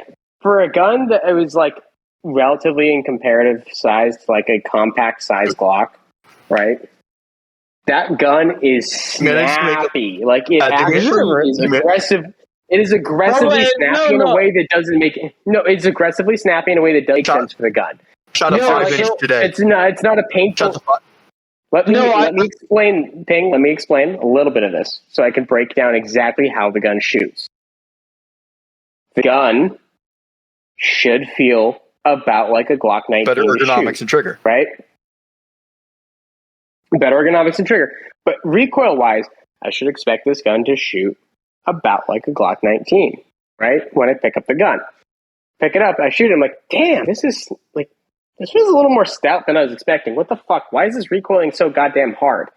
And so I shoot it, and I'm like, okay, whatever. And I set it down, and then he shoots it, and he's like, yeah, it feels weird. And then we shoot like a couple 365s and like a G34 and some other stuff next to it. He's like, dude, I don't know what's the story with this gun. It just doesn't feel right. And he's just like, yeah, like it doesn't shoot the way I was expecting, so I'm going to get rid of it. Like, okay. Get rid of it, dog. So, coming back from somebody that hasn't shot one. Okay. It was one of the things I wondered, because when I picked it up, I was like, man, the ergonomics feel good, the trigger dry firing feels good. And then I looked at the bore axis. And a lot of people like to talk about, like, bore axis doesn't matter. And I'm like, no, it counts for something. And I looked at the axis. I looked at the bore axis on the PDP, and I was like, yeah, it's a little high. And I was like, I wonder if that's gonna make it like feel worse. And then you saying that kind of confirmed that 9mm does not No, it doesn't. It doesn't. I'm gonna break this down a little bit. And I'm sorry to cut you off on this one, Wop, but I'd like to lay this out. So I am a bit of a P320 apologist. I do think the P320 is one of the better handguns on the market.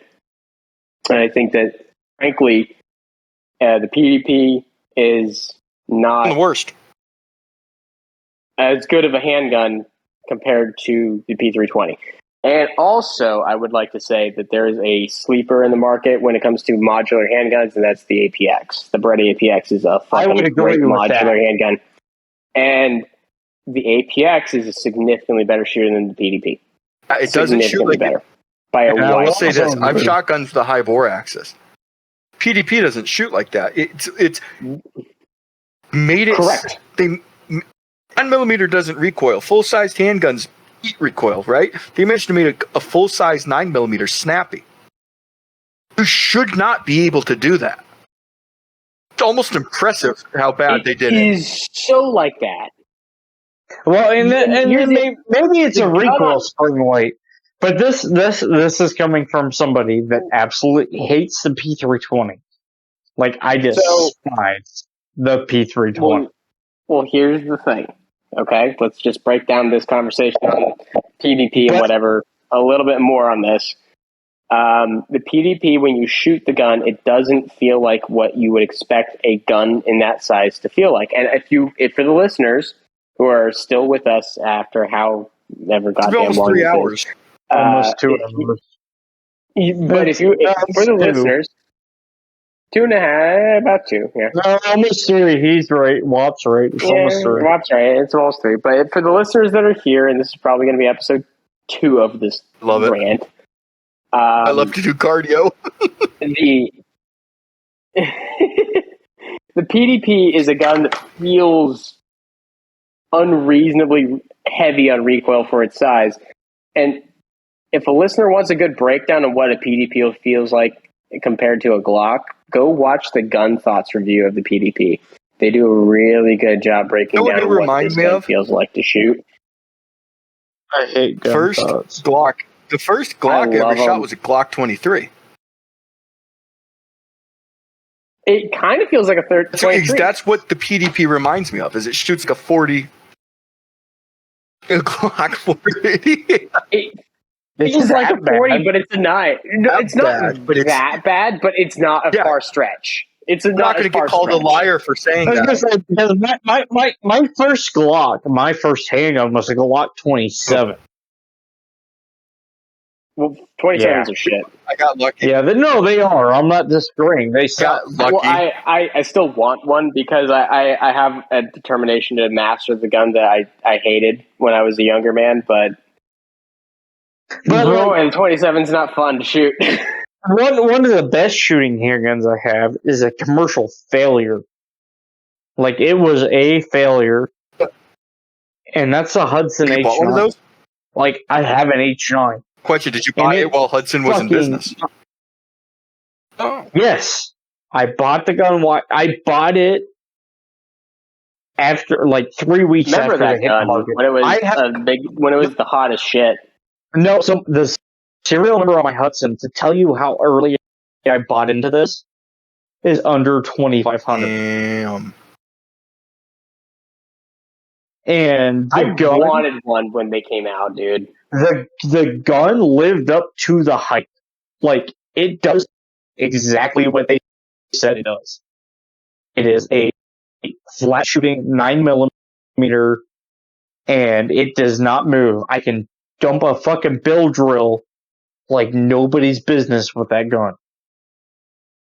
And so when you start talking PDP, you start talking all these other guns, I start looking at my Hudson, I start looking at my Staccato P. Because those are the two softest shooting 9mm that Staccato P is silly. Oh, it's dumb. I think 2011, the 9mm double stack 1911 is probably the best shooting handgun you can find.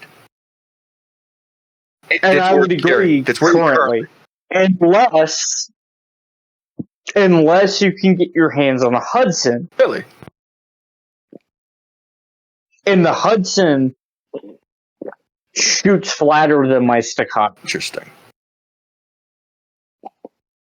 And it's just because, and this is where I get controversial, because a lot of people say bore axis does not matter. I think slide mass does as well. But it does. But it's got a similar slide mass. It just shrunk where that recoil spring was on the Hudson, and the Hudson does shoot flatter than my Staccato. The Hudson also was a gun that was known to be undersprung. So I'd say thing that came up. There is this thing. I'll agree with that. Like it's undersprung. Let's point this out. With the Hudson being undersprung, this was the thing that was discussed by Steve Fisher of Sentinel Concepts. Yep. So, like, years ago when that gun was released, and the Hudson crew disputed the gun being undersprung with Steve Fisher. But when you get to high round count Hudsons, those guns have tended to beat themselves apart because it is a little bit undersprung for what it is. That being said, that gun tracks really fast from everything I've heard. And it is the biggest case of a company actually fucking themselves in marketing so hard that they really couldn't recover. And it is, because they advertised the aluminum gun. Mm-hmm. And everybody was like, well, I'll just wait for the aluminum gun. And they shouldn't have said a damn thing. Should have just done it like Sig, bro. Can you picture how pissed off the fucking Spectre comp buyers are right now? 365 XL dudes. Dude, do you know how pissed off those guys are right now? They're probably like coping and seething all over Reddit. It's like, at least I got a fucking skin-coated barrel, bro. It's like, dude, you spent. Dude, it's a fucking $1,200. I had a buddy. I've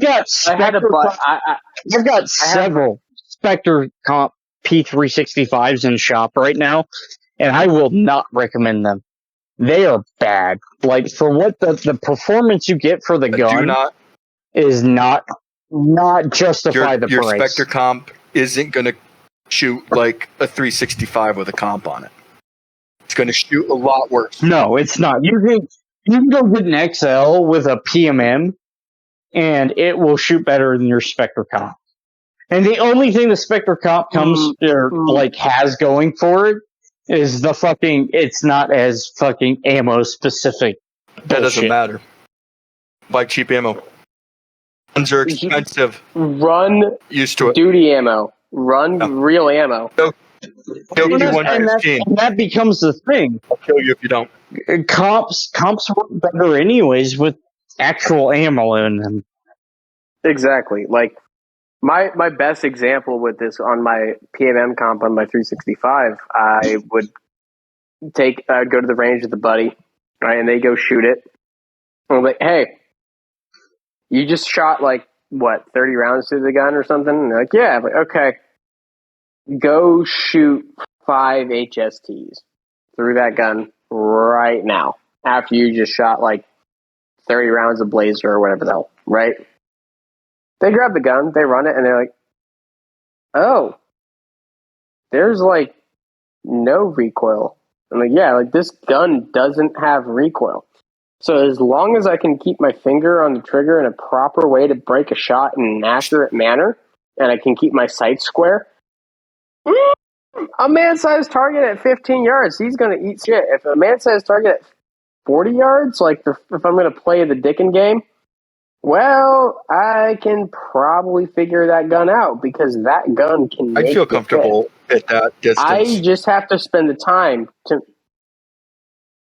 Are we going to get into that? I feel comfortable with it with a 365 XL. I've shot that pistol not besides that Glock 17, which is the first pistol I ever bought, and it was the only pistol I owned for a long time. I've shot the 365 XL more than any other gun. Besides that Glock 17. So I have a friend who is a USBSA guy. And when we took that Phoenix pistol to diagnose the problems with it the other night, he wanted to shoot the dick and drill, and we're like, okay, we'll let you shoot it. And me and Eric shot it with the Hudson, or not with the Hudson. I'm thinking Hudson because I got it in my hands. The Phoenix. With the Phoenix, with the red back. And it's fine. It's a heavy all steel pistol. $4,000. 30 yards with an 4,200 pistol with an SRO at 40 yards. Better fucking shoot. But hard. Jesus Christ. But fucking Carter, who carries a P365 and has shot it a lot and very comfortable with it. He drew it and did the dig and drill, and he failed. He couldn't do it. I think but this is the thing. There's a huge difference between the XL and the normal one. There is, and I won't disagree with that. And what I'm trying to say is there is a case for and I've been against it for most of the time because everybody's like, well, your gun is comforting, not comfortable. Yeah. And that dick and drill kind of sort of makes the case for that. No, I carry because you're carry the staccato P with the 21s and another 21 in a mag and a A&R design mag carrier. It's heavy, but I'm a grown ass man, and this is the thing: when I draw it and I aim it, it's gonna hit where I aim. yeah. Also, I would like to make a quick note. Wop, I'm proud of you for deciding to join the Red Dot gang after I he bullied did bully you. me. So I have a fucking an SRO, and I'm really pissed off. So I'm looking. I have an MPS on the way as well. I'm waiting for Dawson to release their plate. Please tell me how the MPS is, because the Acro P2s are. No, I can tell you. I've looked. I haven't shot, but I've looked. I've played, and I know what a red dot is when I see it. That MPS. I'm going to plug a guy. Look, okay, we're going to look. WAP. This is up to viewers. Okay, we can do the fuck the police thing all we want, right? Like only good cop is a dead cop. All that bullshit, right? We can do all that shit. There's some legit ones that are about it. And one of them is Stuffs and Pews on Instagram. Training with Orion Training Group, has his own company as well. Great dude. Believe he's been testing an MPS, and I've been DMing. I DM'd him about it, I believe. And very legit guy. If it gets his seal of approval, there's nothing you can do to break it. Very active on tactical teams for his department. And a great dude. So, here's the thing. I know what Steiner does for their testing and who they ask to test shit.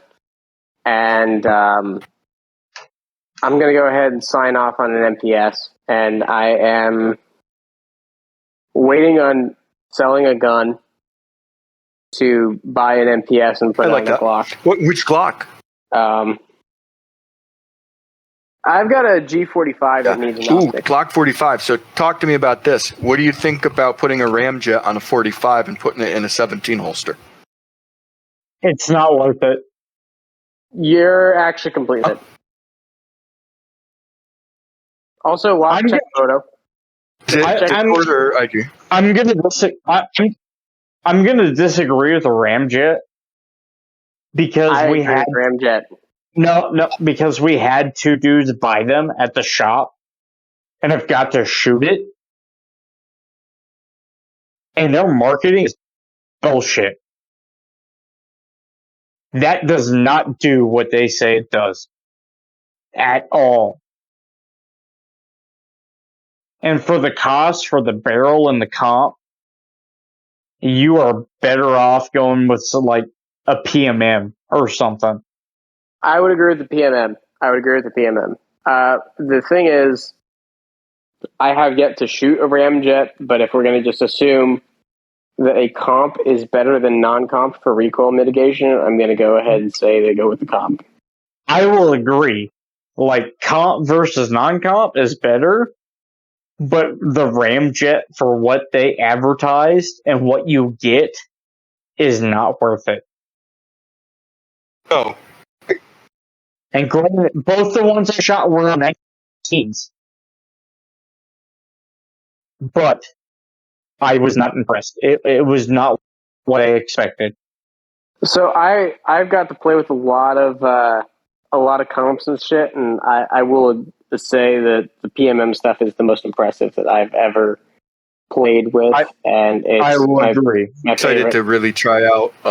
I believe the carry pistol I'm slowly putting together is going to be rather fucky. Staccato P with a Genghis comp and an MPS with the X300. I don't know if I want to get a turbo yet or not. Get a turbo. Also, a quick plug. I'm a pistol whore. I switch out my carry pistol all the time.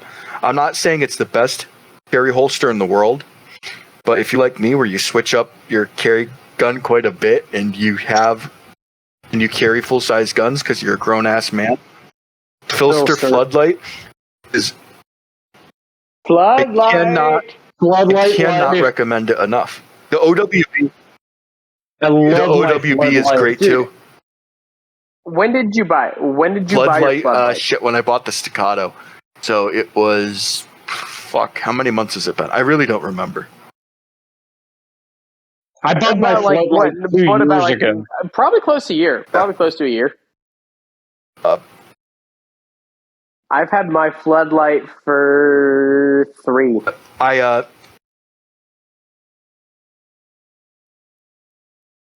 really don't have a gut to kicks the grip out. At least it hasn't been an issue for me. Maybe one day I will, but we'll see. So I shared the story on. I'll be right back. I'm gonna go pour a drink. Art and War.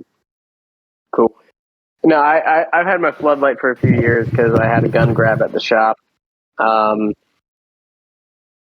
tried to grab my gun, and I decided if I want a holster that I can carry with an X300, I should conceal. And then I bought a floodlight. And that story is going to be hopefully airing on Art and War because I recorded with Nathan about that. So I actually told that story there.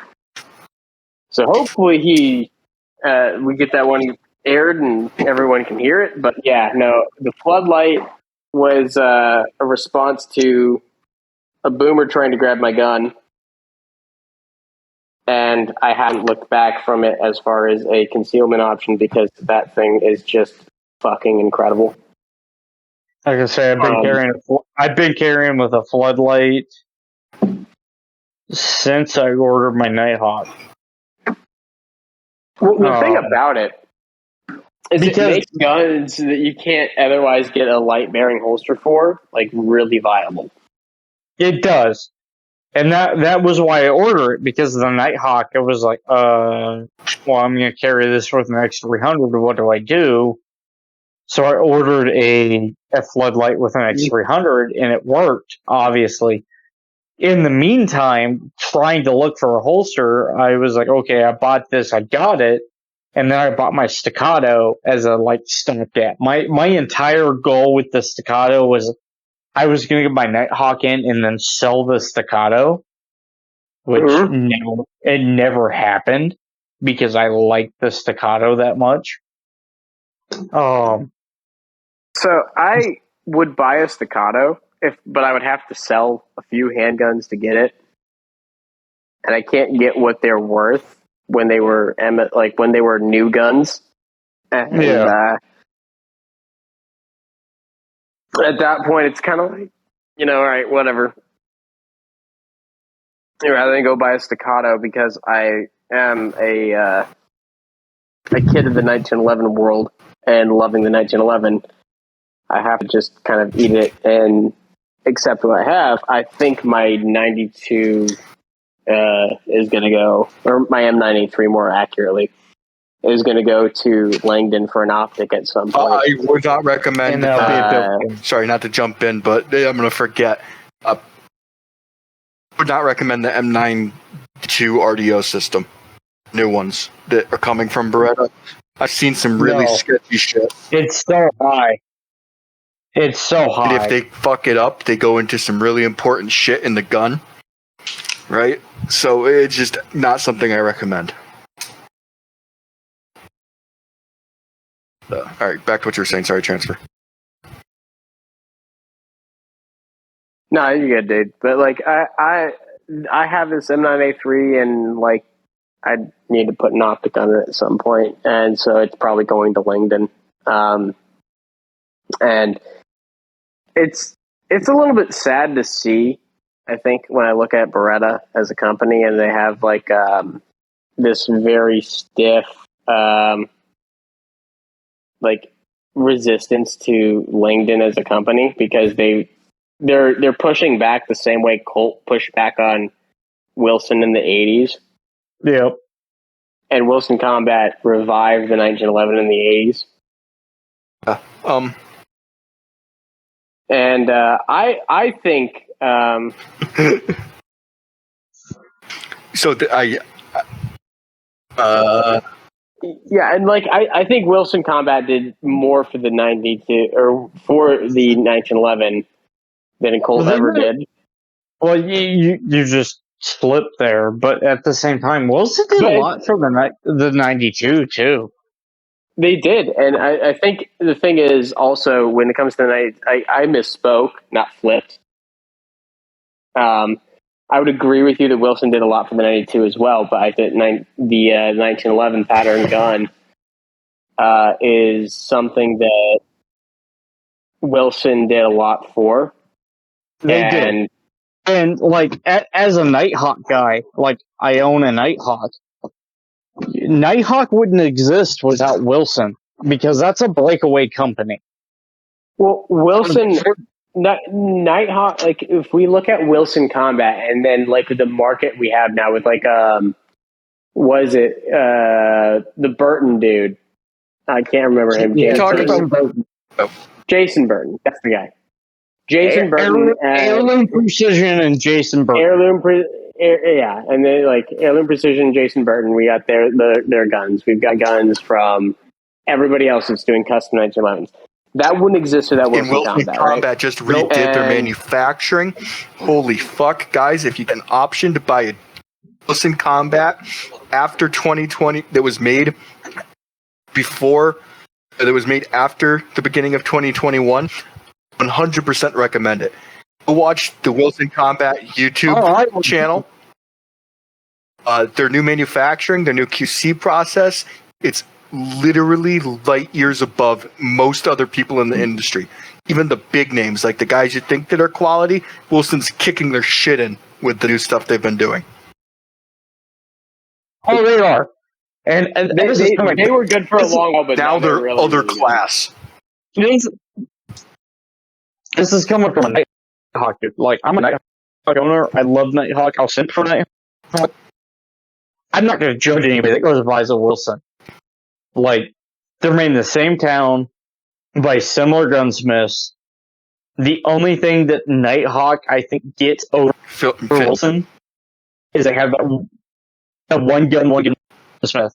So your gun is seen through by the same gunsmith and the same master tier gun builder through the whole thing, where Wilson has become more of a mass production. It's really guy. well done mass production. So, it really is. I'm not discounting them. Like the only thing I would like to say, like, what? Go ahead. Wilson and their mass production is fantastic. Nighthawk, I have a personal tie back to the guy that built my gun. And I know him and I talk to him. And if I ever have issues with my gun, I know that I can reach back to Raider and be like, hey, this is what my gun's doing, what's going on. And he'll be like, hey, this is what's going on. This is what needs to be done to fix it. We'll fix it.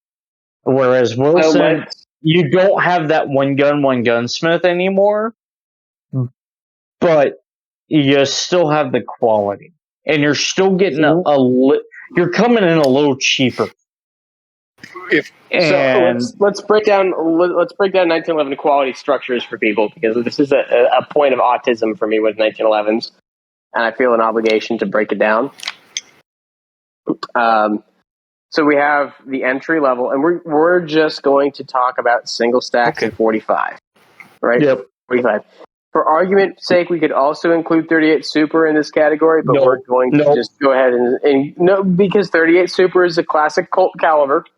We can include it in the conversation, but it's dead. It's generally going to happen with 45s because it's what people are buying, unless you happen to wear a pair of very skinny cowboy boots with the fucking long points and you like mariachi fucking music. square toe or die. Yep. I will die on that hill. No, you know what side I'm on this one. Square toes. Square toes like an adult. I'll die on the other hill. And nope, square toes like an adult, unless you like mariachi. I gotta go tell that to the chat because there's some people that need to hear it. Apparently, I don't like mariachi, or apparently I like mariachi music because I hate square toes. Square toe, bro, through and through. Oh shit! I accidentally just aimed an X300 at my face. Oh fuck! And now Dude, I'm doing really dumb shit. I think the gun's. Hold up. Yeah, gun's clear. Just flipping it around in my.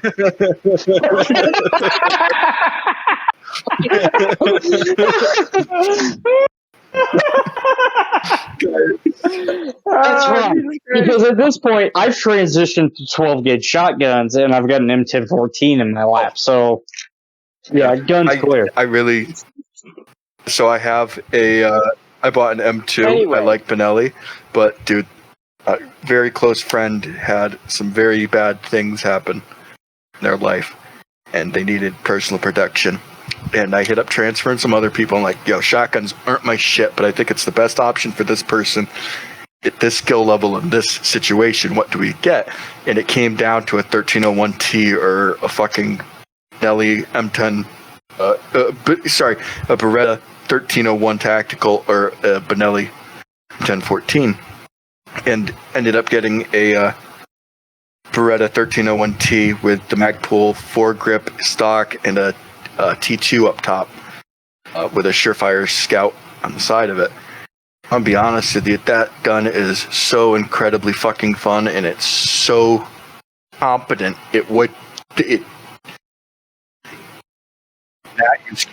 So they're both great. They're both great guns. The only thing I like about the Benelli M4 M1014 better is it's a little softer. I'll agree with that. I'd agree. I would agree, but the thing is the Benelli is a little bit heavier as well, and when you balance the options, if the Benelli recoil impulse, and we could trade options, and we consider the things, the 1301 is coming in cheaper and it's lighter. Those trade-offs. And I'll give it to it. As a Benelli M1014 owner, the Benelli is more picky on ammo. The Benelli likes heavier loads. The Benelli is twice the fucking price. Oh, the Beretta's a killer deal, dude. Like, yeah, for what it is, the Beretta, it's lighter. It's gonna kick a little more. And it's not as specific. Beretta is killing it these days. They really make some good stuff. And the funny thing is, here's the kicker on everything. We can cut hairs all day. Benelli owns Beretta. Really? And Beretta is the importer for everything in the U.S. for Benelli, Beretta, Tikka. Holland. So Beretta is Benelli owns Beretta. And then Beretta is the importer. Beretta owns a lot of people. Yeah, Beretta runs the show in the U.S. Beretta runs the show for the U.S. for a lot lot of people, and Beretta as a company. Benelli opens. Yeah, I was gonna say, but Benelli owns everything. Benelli owns Beretta, but they don't own Tikka, they don't own Sacco, but Beretta imports Sacco and Tikka. Benelli owns Tikka. Oh, do they? Okay, maybe I'm wrong. I'd have to fact check you on that one. I don't know off the top of my head, so we could be wrong. But yeah, we'll go ahead and run with that for the time being, because I trust you on that one, Ping. But regardless, Beretta's corporate structure is really killing it on those kind of things. Yeah. And Beretta makes a good gun, and they know what a good gun is when they import it. They know what a good gun is when they make it. They understand how to make a good gun. They've been doing it for a damn long time. Like, you got to give them a fucking credit on this. Even if the M9A4 pattern guns are clunky on the optics mounting, and you can ask them everything else about them is great. It's the optics cut that is the bad part. Like if they could improve the optics compatibility sites for the guns, I think they're going to be fine. The new short reset trigger is fantastic. I love that new trigger on it. They're great. Honestly, they're doing great, and I think they're going to come up on the cusp of some things on this. And I I like a lot of things from Beretta, and that's all I'm going to say on that. I really hope. I mean, I do too. I've got in the market. Like, if we're going to dive into it, like, it's a very big injustice to the American market that the APX came in with the Toblerone slide instead of like a traditional slide, because I think the market would have accepted a more traditional slide pattern a little bit more readily than the wonky slide that they had. And if the gun had come in with optics ready and without the Toblerone slide, if they had introduced the A1 out of the gate, I think they would have crushed. And if they would have crushed it, if Beretta were to take the opportunity to take a page from Walther's book on the introduction of the APX, of the PDP rather, when they introduced the APX and actually called people and said, let's make some fucking holsters. All right, because that was the smart thing that the Walther PDP did, is that Walther went to the holster people you want to buy holsters from, like Filster and like T-Rex Arms, and they said, let's make some fucking holsters, right? And they gave them the gun, and they said, make some holsters for us. We'll pay for the whatever, like the tooling or whatever to make the holsters, so that people who want to buy our gun can go buy holsters. I could buy a holster from Filster or T-Rex Arms or whoever, and I could get a holster for a PDP out of the gate. That was smart. I also think it's smart to have a floodlight. And I agree with the floodlight decision, but at the end of the day, if I want to buy just a non-light holster for my gun, if I can find it for a PDP and I can't find it for an APX, it's a little bit disheartening. Like, I would like it for, if I want to buy a new APX and I can't find a holster, like, what the fuck is this, guys? You know? I have to go to your website and buy a holster that's not quite compatible with everything I want. Like, I can't buy the holster I want, you know?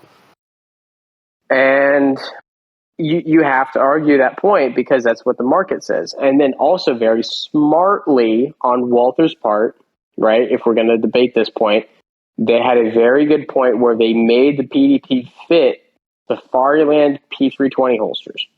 The gun was intended to fit P320 RDO holsters out of the gate. They knew the gun would fit it. They designed the gun to make sure that it would fit, retain, and connect exactly as it was supposed to. And that was very smart for them. They knew that people could buy that gun, buy a holster, and they could fit it.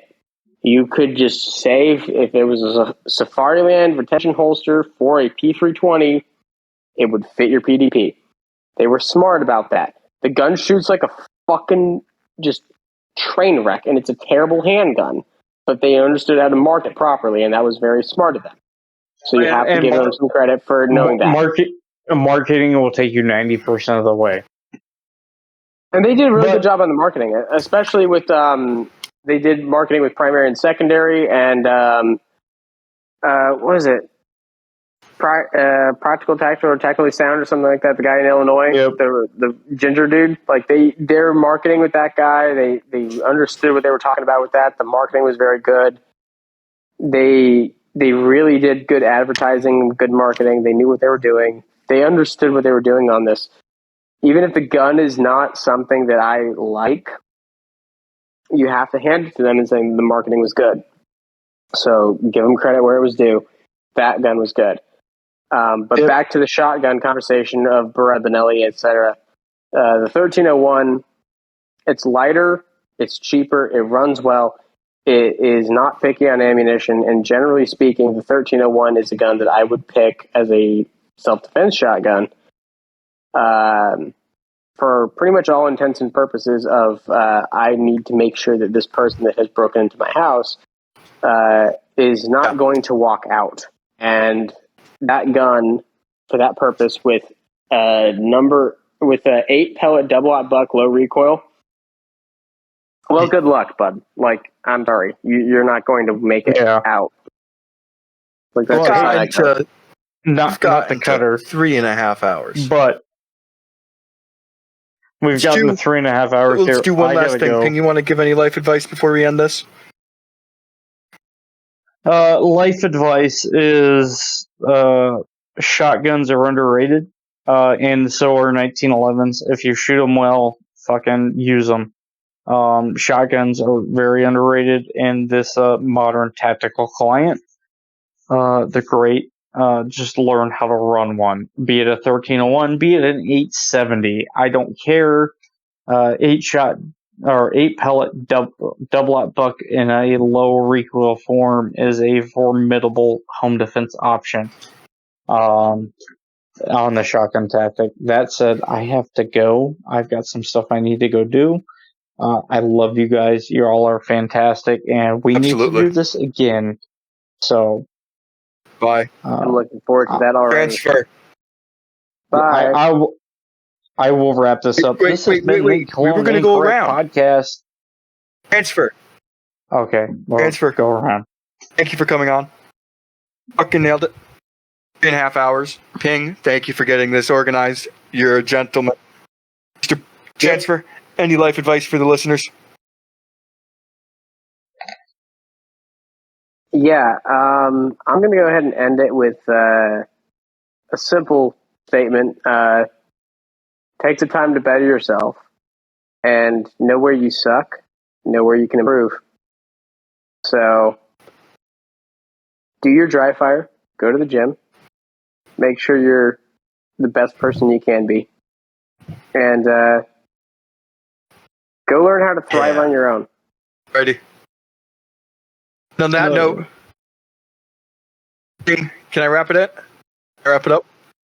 Ladies and gentlemen, thank you for listening to the Cloneincorrect podcast. It's been Harambe showed up, Ethan showed up, M1 Ping, and What's Your Transfer carried it through for 3.5 fucking hours like the studs that they are.